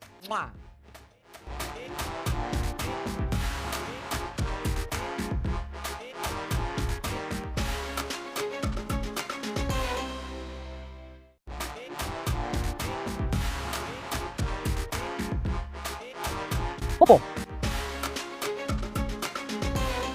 그리고 저희는 다시 샘 센수라와 함께 돌아왔고 이제 이 기자님과 이야기 나눠볼 거예요. 여러분, 작가에서 문학계의 현상으로 떠오른 분이죠. 그는 이미 100만 권이 넘는 책을 판매했고 기독교의 위대한 인물들의 이야기를 아주 인간적으로 풀어내는 재능을 가지고 있어요. 예수님, 마리아, 그리고 아파레시다의 성모 마리아 모두 그의 책에서 새로운 면모를 얻게 되었어요. 저는 지금 정말 기쁜 마음으로 제 의자를 돌려서 저널리즘의 스타 호드리고 알바레스의 삶에 대해 더 알아보고 이야기 나누려고 해요. 호드리고 정말 고마워요. 감사합니다. 여기 있게 되어 정말 좋아요. 알바레스! 이번에는 제대로 말했어요. 알바레스라고 말했어요. 이미 전에 그런 일이 있었어요. 이미 전에 그런 일이 있었어요. 저는 브라질을 발견한 유명한 조상이 있습니다. 아무도 아무것도 발견하지 않았어요. 브라질은 이미 여기 있었어요. 정말이에요. 브라질은 이미 여기 있었어요. 그런 말 하지 마세요. 포르투갈 사람들에게는 발견한 거죠. 호드리고 가족과 유럽에 살면서 유럽과 브라질을 계속 오가시죠. 지금은 잠시 브라질에 온 거군요. 이제는 내가 어디에 사는지도 잘 모르겠어요. 시세로. 그러게요. 저도 몰라요. 브라질에서 가장 그리운 게 뭐예요? 브라질 사람들이요? 브라질 사람들이요. 여기야. 바로 이 만남이야. 좋네 정말. 이보다 더 좋은 건 없어. 밖에는 여기보다 훨씬 더 좋은 것들도 있긴 해. 하지만 사람들은 변하지 않아. 그래 여기야. 네가 자주 쓰는 문장이 있다던데 나도 그 말이 마음에 들어. 운 없으면 집에 있는 게 낫다. 정말로? 당신의 인생 여정을 돌아볼 때 자신이 운이 좋은 사람이라고 생각하시나요? 우리는 매일 운이 있다고 생각해요. 시세로. 저는 그렇게 믿어요. 우리 모두 지금 이 자리에 있다는 것만으로도 운이 좋은 거죠. 네. 저는 그 운이라는 걸 예전에는 그렇게 말하곤 했는데 지금은 다르게 해석해요. 저는 이렇게 생각해요. 인생을 받아들일 마음이 없다면 나서지 마세요. 인생도 당신을 받아들일 마음이 없을 테니까요. 맞아요. 바로 그 감정이에요. 저는 항상 운이 좋고 잘 될 거라 생각해요. 이게 제가 집을 나설 때의 감정이에요. 그리고 이번 믿음을 통해서 선함을 통해서 여기서 신부님이 말씀하신 사랑을 통해서 전해질 거예요. 이런 감정들이 바로 어렸을 때의 제가 행운이라고 생각했던 거예요. 오늘날 저는 그것을 좀 더 복잡하게 봅니다. 좋은 감정을 마음에 품으면 인생이 당신에게 더 좋게 다가올 거예요. 정말이에요. 저도 완전히 동의해요. 그렇다면 그리스도 교회 위대한 인물들과 바티칸의 이면에 대한 당신의 매혹은 어디에서 비롯된 건가요? 인생이 우리를 만들어가죠. 제가 선택한 게 아니라 인생이 저를 이끌었습니다. 하지만 저는 산토 아우구스티누스 학교에서 훌륭한 스페인인 선생님들을 만났어요. 네. 특별한 분이 한 분 계셨는데 프레이르 레오도로 선생님이었어요. 이야기를 들려주셨죠. 그분에 대해서는 말 못하겠어요. 그리고 그분이 복음을 이야기해 주실 때 정말 매료됐어요. 그래서 그분이 최근에 돌아가셔서 그리움이 남아요. 그럴 것 같아요. 그리고 그게 저도 모르게 저에게 영향을 줬어요. 7, 8살 때 그는 저에게 영향을 줬어요. 그게 제 안에 심어졌어요. 저는 그 씨앗이 언제 자랐는지 몰라요. 하지만 그 씨앗은 자랐어요. 그 씨앗은 자랐어요. 나는 모르게 그 씨앗이 내 안에 자라고 있었어요. 그리고 저는 다른 시기에 피우스에 진학했어요. 그래서 저는 내내 가톨릭 교육을 받았죠. 집안은 매우 가톨릭적이었지만 특히 저희 부모님은 교회의 역사에 더 관심이 많으셨어요. 저를 살바도르나 미나스로 데려가 교회를 방문하게 하셨어요. 그래서 저도 더 알고 싶다는 욕구가 생겼어요. 저는 세계 어디든 언제든지 교회에 들어가는 걸 정말 좋아해요. 왜냐하면 저는 그것이 상징하는 바와 그 안에서 느껴지는 감정을 생생하게 떠올릴 수 있기 때문이에요. 저는 항상 말합니다. 이곳이 진짜인지 마리아 막달레나가 프랑스에 왔는지는 중요하지 않지만 그녀는 여기 있습니다. 그 감정이 여기 있어요. 여기가 정말로 예수님이 계셨던 곳인가요? 그렇진 않은 것 같아요. 하지만 예수님은 여기 계세요. 아하, 그렇군요. 이 감정은 정말 강렬해요. 그래서 그런 감정이 생겼고 훌륭한 신부님이 제게 문합적으로 성장할 수 있게 해주셨습니다. 단순히 종교적 성장만은 아닙니다. 그분이 저에게 이야기를 사랑하는 법을 가르쳐 주셨어요. 그래서 저는 그분이 저를 작가로서 성장시키기 시작했다고 믿어요. 이야기를 들려주는 능력 덕분이죠. 맞아요. 그게 발전했고 저는 PUC에서 산업 디자인을 전공했습니다. 신부님도 산업 디자인 교수 맞죠? 네, 디자이너예요. 저는 1년 동안 거기 있으면서 나는 너무 못하고 이 사람들은 훨씬 잘해. 지금 당장 나가야 해. 그런데 나는 뭘 하지? 할 줄 아는 게 아무것도 없어. 라고 말했어요. 무슨 말이야? 넌 13살 때부터 시, 노래 가사, 단편 소설을 썼잖아. 글을 잘 써. 언론 쪽으로 가. 작가가 되고 싶어? 언론학과로 가. 왜냐하면 가르시아 마르케스도 작가이자 기자였고 사라마고도 그랬잖아. 사라부도 그렇고 많은 사람들이 그래. 그러니까 가봐. 하지만 기준을 높게 잡아야 해. 높게 잡아야 해. 그래서 갔어. 왜 가는지도 모르고 갔어. 나는 텔레비전을 정말 싫어했거든. 나를 텔레비전에 절대 나오게 하지 마. 난 그거 정말 싫어해. 그런데 봐. 네가 오늘 어디에 있는지 좀 봐봐. 응? 그리고 인생은 그렇게 흘렀지. 내가 어떻게 종교 연구를 하게 됐을까? 나는 글을 쓰다 보니 브라질에 관한 흥미로운 책을 쓰고 싶었어. 나는 브라질에 대해 이야기하고 싶었지. 나는 아파레시다에 가서 책을 찾았지만 원하는 걸 못 찾았어. 그래서 아파레시다 성모님 관련 책이 부족해. 브라질의 수호성인 300년의 역사, 브라질 최대 신심 대상 이런 책들이 맞나요? 내가 말했지. 그리고 그녀의 이야기 말이야. 그렇지? 전체 이야기가 아무도 한 번도 이야기한 적이 없었지. 하지만 발견의 이야기는 아름답고 흥미롭지만 그건 단지 한 조각일 뿐이야. 한 조각일 뿐이야. 그건 사실이야. 정말 사실이야. 그 이전에 있던 역사와 아파레시다 성모님을 둘러싼 이야기도 정말 멋져. 그리고 그 이야기도 알려줘야 했어. 이렇게 브라질 사람들의 신앙심 형성 과정을 알 수 있어. 나는 그런 점을 주목하는 걸 좋아해. 브라질 가톨릭 신자들의 신앙심은 정말 진실돼. 아무도 강의 성상을 일부러 넣지 않았어. 그녀가 나타났고 사람들이 그녀를 받아들여 신성하게 만들었어. 오늘날에도 이런 일이 반복되는 걸 볼 수 있어. 우리가 브라질에서 신앙심을 이어가고 있어. 예를 들어 페르남부크의 심브리스에서 성모 마리아가 나타난 적도 있지. 바티칸은 인정하지 않았고 앞으로도 인정하지 않을 거야. 프란치스코 교황 이후로 더 이상 그런 일은 없어. 이제 신앙이 스스로 드러나길 바라고 있어. 하지만 심브리스의 성모님에 대한 신심은 정말 진실해. 나도 직접 가서 봤어. 그 진실한 신앙심이 전염될 정도라서 내겐 그게 바로 신앙이야. 벨랭의 나자렛 성모님에 대한 신심도 그런 예인가요? 정말 진정성 있죠. 그래서 이 모든 것, 어떻게 이런 얘기를 하게 됐는지 저도 잘 모르겠지만 아무튼 아파레 시도에 대해 글을 쓰기 시작했어요. 책이 없어서 아쉬웠고 그래서 썼는데 큰 성공을 거뒀죠. 당연하죠. 성공하니 이렇게 말해요.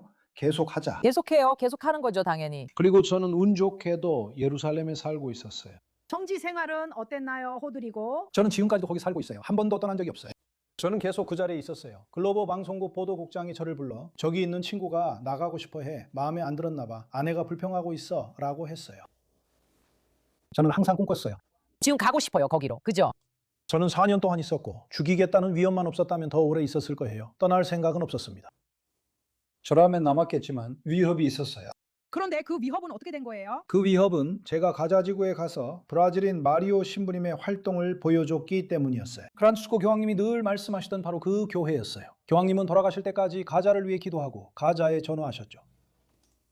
저는 그 교회에 갔어요. 그때 브라질인 마리오 신부님이 공격을 받고 있었어요. 그래서 저는 알아보러 갔어요. 이미 몇 번 가자에 가본 적이 있었지만 이번에는 그분이 하시는 일을 직접 보기 위해 갔죠. 그 일은 가톨릭 신자나 정교회 신자만을 위한 것이 아니었어요. 그곳의 교회는 모든 기독교인을 위한 곳이거든요. 저도 거기 가본 적 있어요. 있었죠? 그렇죠? 네, 맞아요. 저는 그의 작업을 알아보러 갔다가 그가 공격받는 것을 목격했습니다. 그리고 그는 여기 몰로토프 칵테일을 던지고 내 유리를 깨고 차를 부쉈어요 라고 말했습니다. 왜요, 신부님? 제가 그리스도인이어서요. 저는 무슬림 지역에 있지만 개종시키려 온 건 아닙니다.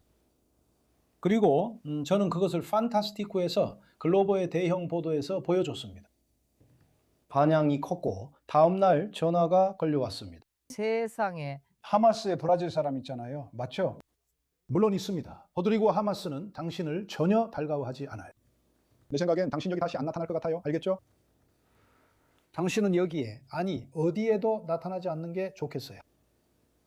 그리고 그때부터 시작이었습니다. 메시지, 메시지, 메시지. 가자. 그래. 극단주의를 가볍게 봐선 안 되지. 그렇지? 안 돼, 안 돼. 안 돼. 그리고 내가 억압받는 민족의 대의를 위해서 한 말이 얼마나 많은데 그거 하나로 충분했어. 로드리고, 예루살렘, 사해, 유대 사막 모두 가보셨는데 가장 감동적인 순간은 무엇이었나요? 항상 예수님의 성묘가 가장 감동적이에요. 전에 당신은 예수님의 성묘에 갔었죠? 그럴 수밖에 없죠. 그렇죠? 네. 하지만 제가 사해에 갈 때는 예수님과 엄청난 연결을 느껴요. 왜냐하면 요즘 우리가 알잖아요, 신부님. 최근에 도서관이 있었죠? 네. 거기 있었어요. 정말 멋졌어요. 그리고 그 순간 정말 대단해요. 여기가 기름 부음에 돌고 여기가 통곡의 벽이에요. 그날 저는 이 모자를 썼어요. 항상 머리를 가려야 하잖아요. 여기는 사해죠. 그런 것 같아요. 네, 유대예요. 이 부분은 저기 있는 것 중 아무거나일 수 있어요. 다 비슷하게 생겼으니까요. 그런데 사해 위쪽에 전투가 있었던 그곳은 어디였죠? 마사다요. 맞아요, 마사다. 마사다는 사람들이 모든 것을 파괴했을 때 마지막으로 함락된 곳이었어요. 맞아요, 저도 거기까지 올라갔었어요. 요르단강도 엄청난 연결고리예요.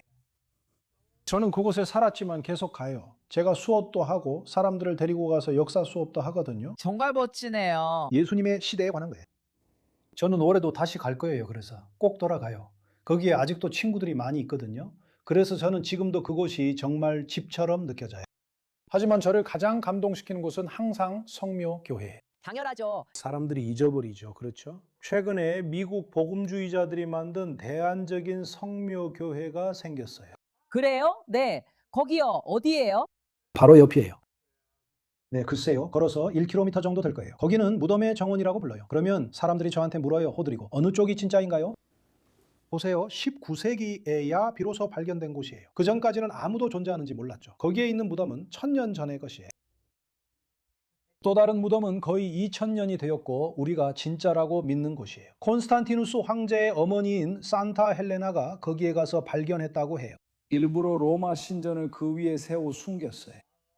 맞아요. 모든 기록이 그 아래에 있었어요. 고고학 연구도 진행됐고 탄소 측정 등 과학적 연구도 다 이루어졌어요. 원하는 걸로 선택할 수 있죠. 그리고 이제 한 가지가 더 있어요. 1700년 동안 기독교인들은 그곳으로 가고 있어요. 지난 세기부터 이쪽으로 가고 있어요. 선택은 당신 몫이에요. 그러니까 이곳은 정말 정말 깊고 정말 중요한 곳이에요. 이곳 때문에 세상이 거의 800년 동안 전쟁에 휘말렸어요. 네, 맞아요. 피를 지키기 위해서였죠. 예수님의 무덤에서 십자군 전쟁이 시작됐어요. 호드리고 왜 가톨릭 교회가 이렇게 많은 호기심을 불러일으킨다고 생각해요? 당신이 가톨릭 신자가 아니거나 심지어 종교인이 아니더라도요. 글쎄요, 여러 가지 이유가 있겠지만 저는 가장 큰 이유가 그 메시지의 힘이라고 생각해요. 이 메시지는 2000년 동안 이어져 왔죠. 저곳은 정말 아름다워요. 그 메시지는 정말 중요한 것 같아요. 네, 저기 제가 보여주고 있는 곳이 에세네파였어요. 죄송합니다. 만데우스, 세례 요한의 추종자들이에요. 지금도 존재하는데 우리가 잘 모르지만 세례 요한을 따르는 종교가 아직도 있어요. 저기 보이는 게 바로 사해 두루마리입니다. 이게 중요한 이유는 최근 발견 덕분에 예수님을 더 잘 알게 되었기 때문이에요. 이 다큐멘터리 글로벌 플레이어에 있나요? 이게 바로 글로벌 플레이어의 다큐멘터리였어요. 멋지네요. 멋지네요. 하지만 이건 무한이에요. 시세로 발견할 게 끝이 없죠. 물론 상상해봐요. 매일 저는 예수님, 마리아 막달레나 그리고 사도들에 대해 더 많이 알아가고 있어요. 우리는 정말 아는 게 거의 없어요. 그래요. 저는 아무것도 모른다는 것만 알아요. 그렇죠? 하지만 당신은 가톨릭 교회에 대한 호기심을 설명하고 있었잖아요. 첫째로 저는 그 메시지에 대해 의심이 없습니다. 물론 교회가 쌓아온 모든 것, 교회의 역사적 아름다움, 건축의 아름다움, 방금 앤더슨 신부님이 말씀하신 것처럼 이런 모든 것들이 다 더해집니다. 신비가 있습니다. 신비가 있는 곳에는 관심이 생깁니다. 말했듯이 예수님에 대해서는 거의 알려진 바가 없습니다. 우리가 알 수 있는 것만 알고 있고 그것만으로도 이미 많습니다. 우리가 보기 시작하고 사람들이 그것을 깨닫게 되면 더 알아야 할 것이 훨씬 많다는 것을 알게 됩니다. 그러면 나도 어떻게든 그것에 더 가까이 다가가야겠다는 느낌이 들게 됩니다. 하지만 저는 여전히 제공되는 환대가 가장 중요하다고 믿습니다. 아까 신부님과 여러분이 말씀하셨던 그 외로움의 세계, 불안과 고뇌의 세계, 그는 사랑으로 맞아주는 곳에서 위로를 찾습니다. 당신이 동등한 존재로 소중하고 반가운 사람으로 받아들여지는 곳에서요. 그래서 저는 이 모든 것이 예수님 시대부터 계속되어 온 것이라고 믿습니다. 그리고 이것은 교회의 공로입니다. 예수님께서 뿌리신 그 감정을 오늘날까지 지켜온 것이죠. 그렇게 아름답고 깊고 어렵기까지 했던 것이, 예수님께서 그걸 위해 생명을 바치셨던 것이 어떻게 오늘날까지 계속될 수 있었을까요? 네. 그래서 교회의 존재 자체 안에 신비가 있다고 생각합니다. 제 생각에는 이것이 또한 큰 매력의 요소이기도 합니다. 그게 바로 지속성인 것 같아요. 그렇죠? 시간이 지나고 세상이 변해도 한 기관이 계속 존재하는 것, 어쩌면 그것이 신비의 결과일 수 있습니다. 요즘에는 예수님에 대해 많은 질문이 나오고 있습니다. 엄청난 호기심이 있죠. 정말 놀랍습니다. 재구성하고 계시죠? 예수님의 12살부터 30살까지의 이야기를요. 이미 알고 계시죠? 네. 알고 있어요. 제 생각엔 그게 우리의 연구 같아요. 저는 지금 역사 소설을 쓰고 있어요. 소설이죠. 그죠? 네, 모두 알 수 있게 표지에 있을 거예요. 역사적 지식과 고고학적 지식을 바탕으로 예수님의 12살부터 30살까지의 가능한 삶을 재구성한 역사 소설입니다. 30세에 나타난 그가 그때까지 어떻게 살아왔을까요? 무엇을 했을까요? 어떤 사람이었을까요? 왜 이렇게 큰 공백이 생겼고 왜 이에 대해 알려진 것이 없을까요? 복음서 저자들은 전기 작가가 아니었기 때문입니다. 그들의 관심사는 복음, 즉 좋은 소식을 전하는 것이었습니다. 예수님의 설교 시기에 대해 이야기하는 것입니다. 예수님의 할아버지 이름이나 예수님이 태어난 시간, 병원이 어디였는지는 중요하지 않았습니다. 왜냐하면 그런 건 없었으니까요. 하지만 그들은 조금이지만 아주 빠르게 이야기했습니다. 그렇죠? 예수님의 어린 시절에 대한 관심은 최소한입니다. 저는 설교자에게 관심이 있습니다. 이제 저는 그분을 인류의 구세주로 이해하고 메시아, 그리스도로 이해하게 되었습니다. 아하, 그래서 저는 이 이야기를 하고 싶습니다. 나머지 이야기를 할 시간은 없습니다. 저는 이 메시지를 전해야 합니다. 우리는 정경 복음서 4권을 알고 있지만 여러 가지 이유로 정경에 포함되지 않은 다른 복음서들도 쓰여졌습니다. 때로는 부정확성 때문에, 때로는 서로 다른 기독교 교파들 사이에서 예수님에 대한 관점이 달랐기 때문에 정경에 포함되지 않았습니다. 하지만 예수님에 대한 중요한 정보가 많이 있는데 그것이 바로 우리가 보여준 예를 들어 사해 두루마리 같은 문서들에 담겨 있습니다. 예수님께서 공부하셨을 가능성이 있는 장소에 대해 언급하고 있습니다. 보세요. 우리에게는 소로본에서 공부한 신부님이 계십니다. 몇 년 동안이었죠, 신부님? 7년이었습니다. 7년이요. 하버드에도 다녀오셨습니다. 신부님은 신부가 7년간 공부한다고 하셨습니다. 예수님은 공부하지 않으셨나요? 어떻게 성경 지식을 가지셨을까요? 예수님께서 가장 많이 언급하신 책 또는 우리가 예수님에 대해 이야기할 때 가장 많이 언급하는 책이 무엇일까요? 이사야서입니다. 이사야서를 보존한 이들이 바로 사해 공동체였습니다. 가장 오래된 이사야서가 그곳에 있었습니다. 한 도서관에 이사야서가 67부나 있었습니다. 이사야서는 예수님을 언급할 때 가장 많이 사용되는 예언서입니다. 그래서 여기서 제가 무시할 수 없는 정보가 하나 있습니다. 물론이죠. 당연하죠. 그리고 그들에게는 기독교 안에서도 거의 그대로 되풀이되는 공동체 규칙을 담은 지침서가 있습니다. 제가 기독교라고 말하는 이유는 모든 것이 하나의 교회에서 시작했기 때문입니다. 처음엔 하나의 교회가 되려 했죠. 이 매뉴얼은 사도행전에서 적용되는 것을 볼 수 있습니다.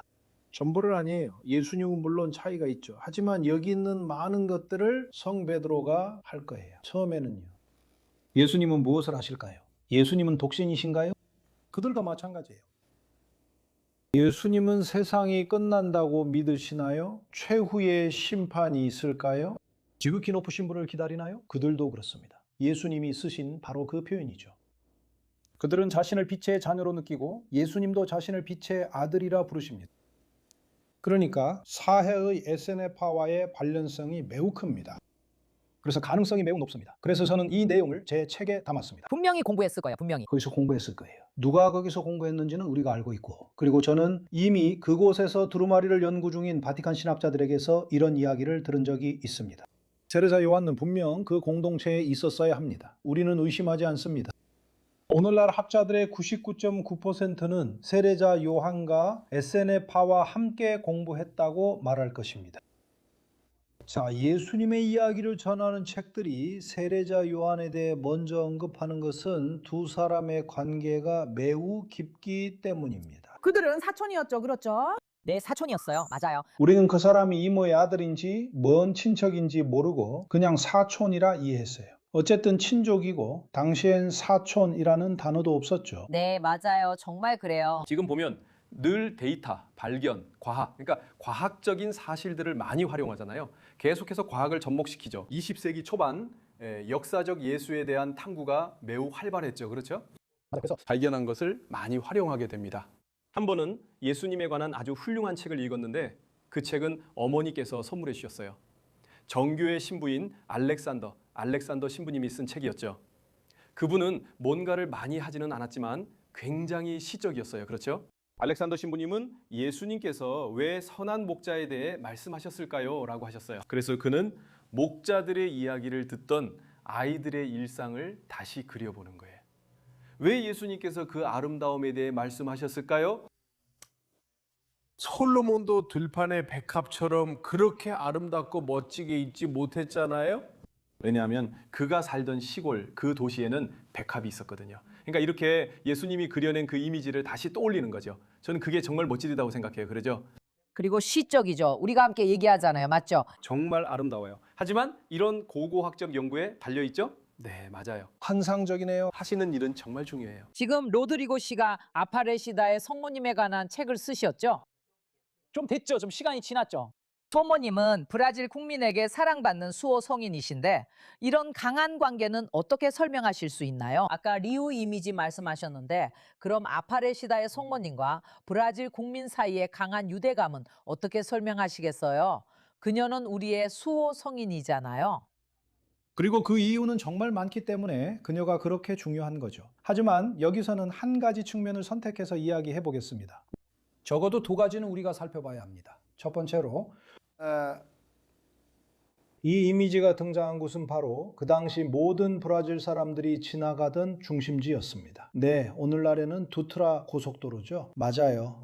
이미 그곳은 금의 길이었고 상파울루에서 가는 길이었습니다. 이게 몇 년도쯤 이야기인가요?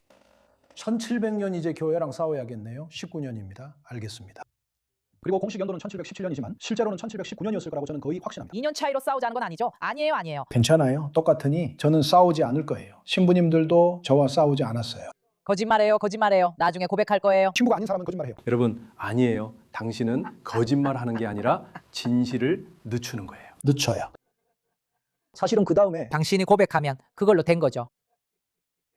18세기 초반 브라질은 브라질이라고 불리지도 않았고 브라질 사람도 없었고 국가도 없었고 아무도 축구를 하지 않았지만 우리는 이미 국가 상징이 있었습니다. 그것이 첫 번째 국가 상징입니다. 그래서 경제의 중심지였던 브라질, 생산을 하던 브라질, 권력이 있었던 곳, 금광이 있었던 그 중심에서 브라질 사람이라는 것이 무엇인지에 대한 첫 번째 이미지가 등장합니다. 그리고 그 이미지는 흑인이죠. 흑인 여성의 이미지입니다. 하지만 그녀는 흑인이 아니라 백인입니다. 호드리고 다이러스, 아니야, 진정해. 그녀가 흑인이 되었다는 게 더 중요해. 그녀는 우리처럼 혼혈이야. 때로는 우리가 인정하지 않지만 어떤 사람들은 인정하고 싶어 하지 않지만 우리 모두가 그렇잖아. 그녀는 나를 대표하고 그들을 대표해. 물론 그녀는 우리와 같은 사람이야. 본래는 백인으로 만들어질 운명이었지만 그렇게 되지 않기를 택한 이미지만큼 브라질 사람과 닮은 것도 없어. 나는 색을 선택해. 검은색도 아니고 흰색도 아니야. 나는 갈색 피부의 혼혈이야. 원하는 단어를 골라도 돼. 나는 그런 단어들에 신경 쓰지 않아. 그녀는 여러 혈통이 섞인 사람이야. 혼혈이야. 그러니까 그녀는 우리를 완전히 대표해. 완전히. 네, 물론이죠. 내가 누구와 더 공감할 수 있을까? 제가 신성하게 여기고 기적을 가져다주는 가톨릭 신앙의 상징과 더 공감할까요? 아니면 포르투갈계 후손이 작곡한 국가와 더 공감할까요? 저 호드리고는 이 이미지에 더 공감합니다. 확실히 그렇죠? 이 이미지는 자연스럽게 생겼고 누가 인위적으로 만들어낸 게 아니에요. 당신이 그녀가 흑인이 되기를 선택한다고 할 때 그 의미가 뭔가요? 그녀가 흑인이 된 이유는 이름 모를 신부가 그렸기 때문입니다. 프레이 아고스티뉴 지 제주스라는 말이 있지만 사실이 아니며 누가 그렸는지는 모릅니다. 그건 추측일 뿐이고 어쩌면 그랬을 수도 있습니다. 그녀는 부서져 강에 버려졌습니다. 집에 부서진 성상은 불운을 가져온다고 여겼기 때문입니다. 저는 이제 그렇지 않아요. 예술 작품이라 붙여서 보관해요. 하지만 그 당시에는 하지만 그런 이야기가 있긴 해요. 그건 불길한 징조였어요. 그래서 바다나 강에 버렸어요. 누군가 던졌어야 했고 던질 때 이미 칠해져 있었어요. 우리가 그것이 칠해졌다는 걸 어떻게 아냐고요? 1978년 공격 때 마리아 헬레나 샤루투니가 복원할 때 페인트 자국이 남아 있었어요. 그리고 몇 천 조각이었는지 모르겠어요. 그죠? 300개 넘는 조각이었어요. 눈에 보이는 것 외에도 가루, 작은 파편, 도난당한 조각도 있었죠. 사람들이 신성한 조각을 집에 가져가고 싶어 돌려주지 않았어요. 교회에서 여러 번 돌려달라고 했지만 아무도, 아니 몇몇은 돌려줬지만 다른 사람들은 돌려주지 않았어요. 하지만 그녀는 하얀 채로 강에 들어갔어요. 그녀는 강의 진흙과 오랜 시간 동안 있었던 흔적을 안고 나왔어요. 제 생각에는 그녀가 물속에 있었던 시간이 5년 정도 되는 것 같아요. 왜냐하면 강가에 있던 그 예배당은 1712년에야 지어졌기 때문이에요. 아마 예배당 안에 있다가 거기서 던져졌을 거예요. 예배당과 가까워서 가능성이 높아요. 그녀는 몇 년간 강에 있어 피부가 검게 변했어요. 그리고 사람들이 이해하기 시작했어요. 봐요. 우리의 성녀는 더 이상 포르투갈 백인들과 같지 않아요. 유럽인들과는 달라요. 맞아요. 우리의 성녀는 갈색 피부를 지녔고 흑인이고 다르고 우리 거예요. 그녀는 우리와 닮았어요. 그래서 제가 거울을 보면 저 자신을 여기서 볼 수 있어요. 물론이죠. 그래서 저는 항상 이렇게 말해요. 아파레시다 성모님께서 자신의 피부색을 선택하셨어요. 그분은 브라질 사람이 되기를 선택하셨어요. 그리고 브라질 국민들은 주로 그녀가 우리 민족의 모습이었기 때문에 그녀를 받아들였어요. 진정한 신앙이었죠. 오늘날에도 이런 일이 다시 일어난다고 생각합니다. 여러 현상이 있고 심플리스의 성모님뿐 아니라 미나스 제라이스의 롤라 같은 현상도 있습니다. 지금은 하느님의 종이 된 여성으로 성체 성사로 영향을 얻었습니다. 이는 육신이 아닌 영혼을 위한 음식입니다. 그녀는 64년 동안 음식을 먹지 않았다고 전해집니다. 그녀가 살아있을 때는 집 앞에 어떤 날에는 4,000명에서 5,000명까지 줄을 서서 그녀를 보기 위해 기다렸다고 합니다. 침대에서 그녀는 마비로 침대에서 나오지 못했습니다. 그녀에게서 비롯된 것으로 여겨지는 기적이 수없이 많습니다. 이걸 누가 꾸며냈습니까? 누가 조작한 겁니까? 아무도 아닙니다. 이것은 진짜이며 브라질 신앙의 현상입니다. 우리의 진실한 신심에서 비롯된 것입니다. 선생님 삶에도 그런 일이 있었죠. 그렇죠? 저는 아니에요. 그냥 운이었어요. 아니에요. 단순히 운 때문은 아니라고 생각해요. 어떻게 된 거예요? 저는 베를린에 살고 있었어요. 제 침대 앞에는 책장이 하나 있었죠. 방에는 더블 침대가 있었고 방은 책으로 가득했어요. 저의 그곳에는 아파레시다 성모님의 책들이 있었고 성모님의 작은 상도 하나 있었어요. 그런 복제본들이 있었고 책을 쓰기 위해 썼던 것들이 나중엔 제 방에 남아 있었어요. 그 책장이 완전히 쓰러졌어요. 제 딸은 아기였고 침대에 누워 있었죠. 책장이 완전히 쓰러졌어요. 그리고 책장에서 유일하게 아무것도 없었던 곳이 딸아이 위였고 그 옆에는 아파레시다 성모상이 있었어요. 오, 하느님. 정말 아름답네요. 펠리페, 이게 운이야? 그래, 이걸 운이라고 부르는 게 아니라 기적이라고 해. 그렇지, 기적이지? 그래, 이걸 기적이라고 해. 그치, 이건 운이 아니야. 제발요. 이제 말이 나왔으니 우리가 이 기적과 가톨릭에 대해 이야기하고 있는데 가톨릭에서 가장 깊은 체험 중 하나가 성인에 대한 신심이죠. 그건 언제 시작됐나요? 그녀는 신부님을 바라봤고 심지어 신부님을 다시 한번 바라봤어요. 말씀하셔도 됩니다. 언제 성인에 대한 신앙이 있다고 말하기 시작했는지 정확히는 모르겠지만 사도가 예수님과 함께했던 순간부터 성인이 있었다고 할 수 있습니다. 그리고 그 순간부터 그들에게 신심이 생깁니다. 우리가 집에 성상이나 성화를 두는 것처럼 생각하기 시작한 건 그보다 훨씬은 나중의 일입니다. 하지만 성스러움에 대한 감정은 처음부터 이미 가지고 있었습니다. 예수님과 함께 지내며 직접 예수님께 가르침을 받은 사람들은 우리가 아주 일찍부터 그들이 성인임을 알게 됩니다. 하지만 그런 성상이나 성화를 두는 일이 언제 시작됐는지는 말씀드릴 수 없습니다. 호드리고, 여기 책들이 있어요. 먼저 아파레시다 책을 보여드릴게요. 이 책에 대해서는 이미 이야기했죠. 표지가 정말 예뻐요. 그리고 라우렌 치누 고메스가 서문을 썼죠. 정말 멋진 분이에요. 정말 멋져요. 그리고 당신도 마리아의 전기에 대해 썼죠. 그래서 진짜 마리아의 이야기를 찾아보셨잖아요. 나자렛의 마리아는 누구였나요, 호드리고? 이 작업이 가장 어려웠어요. 왜냐하면 정보가 거의 없거든요. 그리고 논란도 있었죠. 그렇죠? 제가 생각하기에 넣어야 할 모든 것을 다 넣었어요. 그리고 내일 책을 출간하면 파문당할 거라고 생각했죠. 하지만 저는 주교님 친구께 읽어보시라고 드렸어요. 그분이 읽어보시고 호드리고 나는 정말 마음에 들었고 신학자들에게도 추천할 거야 라고 하셨어요. 제가 쓴 마리아의 책에서 실제로 공격이 일어나는 에피소드를 다루기 때문입니다. 왜일까요? 초기에는 기독교와 유대교 간에 유대인 비난으로 갈등이 있었습니다. 예수를 죽였다는 이유로요. 부당하죠. 부당한 비난입니다. 이제 반격이 시작됩니다. 유대인들이 기독교를 공격하는데 가장 먼저 겨냥한 곳은 어디일까요? 복음서에서 우리에게 문제라고 말하는 지점입니다. 마테오 복음에 따르면 요셉은 마리아와 몰래 이혼할 생각을 했다고 합니다. 복음서를 통해 우리는 마리아가 서둘러 친척인 이사벨의 집으로 갔다는 것을 압니다. 이사벨은 세례자 요한의 어머니입니다. 이 문제, 즉 주로 마테오 복음에서 언급된 갈등에서부터 특정 시기에 일부 유대인 집단이 기독교를 공격하기 시작한 것이지 모든 유대인을 뜻하는 것은 아닙니다. 그 공격은 마리아의 간통 주장으로 이루어집니다. 저는 책에서 이 이야기를 들려주며 이는 이유가 있었던 공격이었다고 말합니다. 분명 다툼이 있었던 거죠. 이 공격엔 역사적 근거가 없지만 저는 그 이야기를 전합니다. 저는 공격이 있었고 이미 11세기 탈무드 소각 명령이 내려졌다고 이야기합니다. 그들은 그런 주장이 담긴 탈무드 책들을 불태웠습니다. 저는 이것이 매우 공격적이고 거칠다고 책에서 말합니다. 내일 하는 사람들, 수다, 가십 같은 이야기죠. 물론 내일 하는 사람이 꼭 여자라는 뜻은 아닙니다. 그래서 저는 모든 것을 이야기합니다. 왜냐하면 마리아의 이야기가 어떻게 만들어졌는지 이해할 필요가 있기 때문입니다. 마리아의 이야기는 한 여성으로부터 큰 힘을 얻게 됩니다. 아무도 이 사실을 모릅니다. 아는 사람은 거의 없습니다. 여제 풀케리아는 성모 마리아에 대한 깊은 신심을 가졌습니다. 당시에는 성모 마리아를 신심 있게 여기는 이가 드물었습니다. 저는 그녀가 예루살렘 총대주교에게 왓츠ap을 보냈다고 말할 뻔했습니다. 아니요. 그녀는 예루살렘에 사신을 보내 성모 마리아의 유해를 예루살렘에서 콘스탄티노플, 오늘날의 이스탄불로 가져오라고 요청했습니다. 그리고 총대주교가 대답합니다. 하지만 황후님, 유해가 없습니다.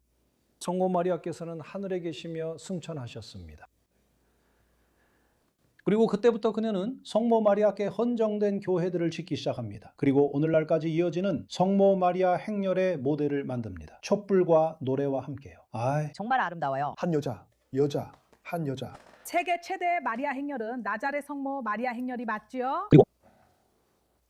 세계에서 가장 큰 게 뭔지 잘 모르겠죠? 시리우, 그렇죠? 시리우. 아니, 사람 수로 보면 시리우. 맞아요. 시리우, 맞아요. 그래요. 이 여성의 이름은 풀케리아입니다. 황후 풀케리아. 아는 사람이 별로 없죠? 그리고 이 사람은 호드리고 마달레나, 여기요. 마달레나는 이제 파문당할 거예요. 저 사람 아니에요. 저는 선택받으러 가다 성화된 거예요. 운이 좋았죠. 하지만 가톨릭에서 논란 많은 인물이지요. 그렇죠? 맞아요. 제가 논란을 원하면 여기서 여러 가지 만들 수 있어요. 특히 이 주제에서요. 저는 프란치스코 교황님 덕분에 운이 좋았어요. 제가 정말 읽고 싶은데 와, 전부 다 읽고 싶어요. 프란치스코 교황님께서 사도들의 사도라는 칭호를 다시 가져오셨죠. 사도요.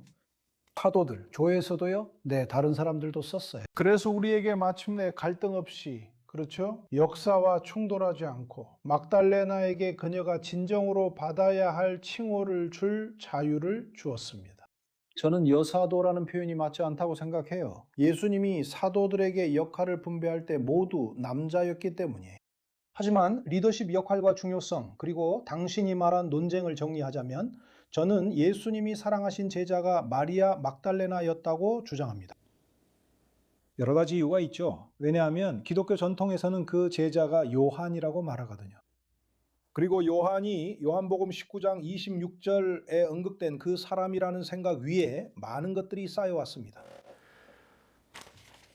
하지만 제가 오랫동안 해온 연구에 따르면 첫째로 그 제자가 요한일 수는 없고 요한일 가능성은 매우 낮다는 것을 알 수 있습니다. 요한은 성급하고 우레의 아들로 불렸으며 하늘에서 특별한 자리를 원했습니다. 예수님께서 남자에게 자신의 어머니를 돌봐달라고 부탁하셨을 가능성은 거의 없습니다. 그 당시에는 남성 중심적이고 복잡한 시대였으니까요. 여성은 사회에서 여러 방식으로 문제를 겪으며 생리시, 격리 등 다양한 문제가 있습니다. 마달레나는 외경에서 12권에 걸쳐 가장 사랑받는 제자라고 불립니다. 요한복음은 가장 사랑받는 제자를 밝히지 않습니다. 자, 그럼 저는요? 우리는 다른 요소도 가져올 수 있어요. 요한복음엔 십자가에 여자들만 있는데 그런데 예수님이 어떻게 남자에게 말씀하실 수 있겠어요? 남자가 거기 나타나기라도 했나요? 요한이 요한복음 19장 25절을 방금 말했어요. 마리아 마달레나, 예수님의 어머니, 그리고 또 다른 마리아가 십자가 밑에 있었어요. 다음 구절에서 예수님은 자신이 가장 사랑하는 제자에게 말씀하십니다. 그런데 거기엔 여자들만 있었잖아요. 그리고 이렇게 말씀하십니다. 보라, 네 어머니시다. 그리고 자신의 어머니를 돌봐달라고 부탁하십니다. 그리고 갑자기 그녀를 돌보러 온 사람이 남자였나요?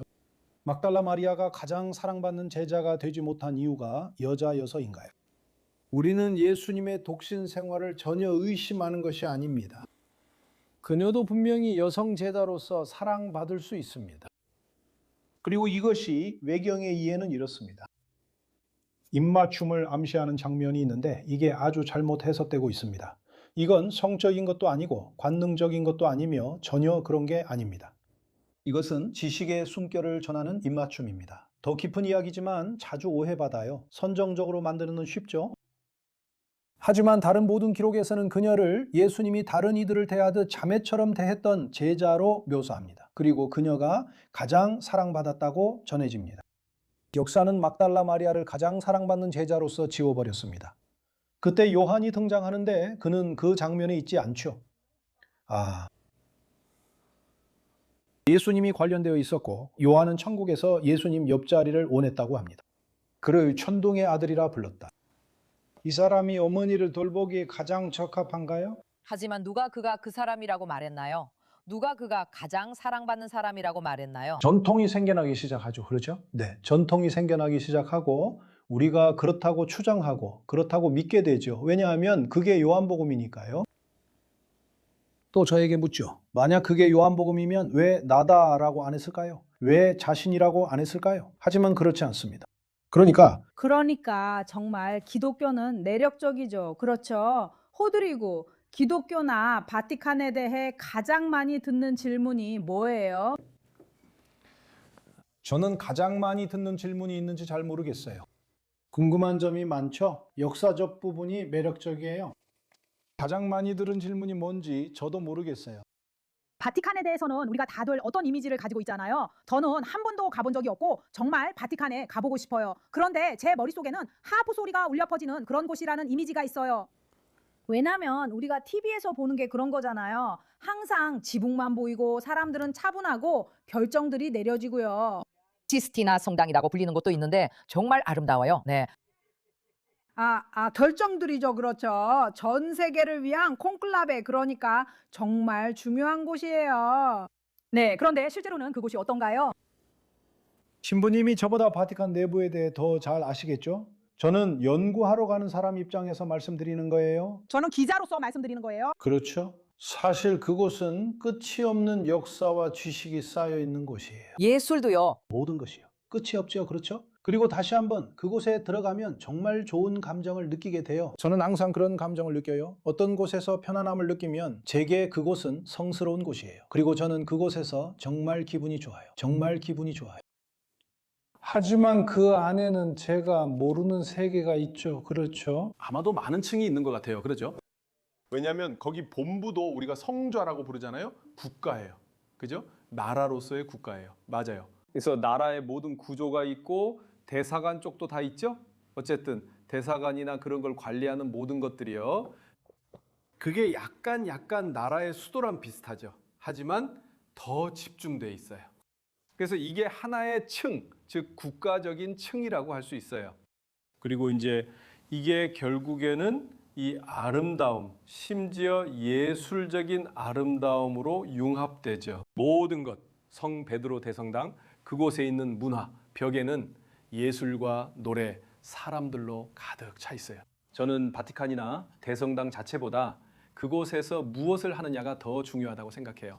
우리가 얼마나 믿음을 가지고 들어가는지가 정말 인상적이에요. 맞아요. 그래서 믿음을 가진 사람들이나 믿음을 찾는 사람들이 자주 가는 모든 곳은 신성한 장소입니다. 정말 그래요.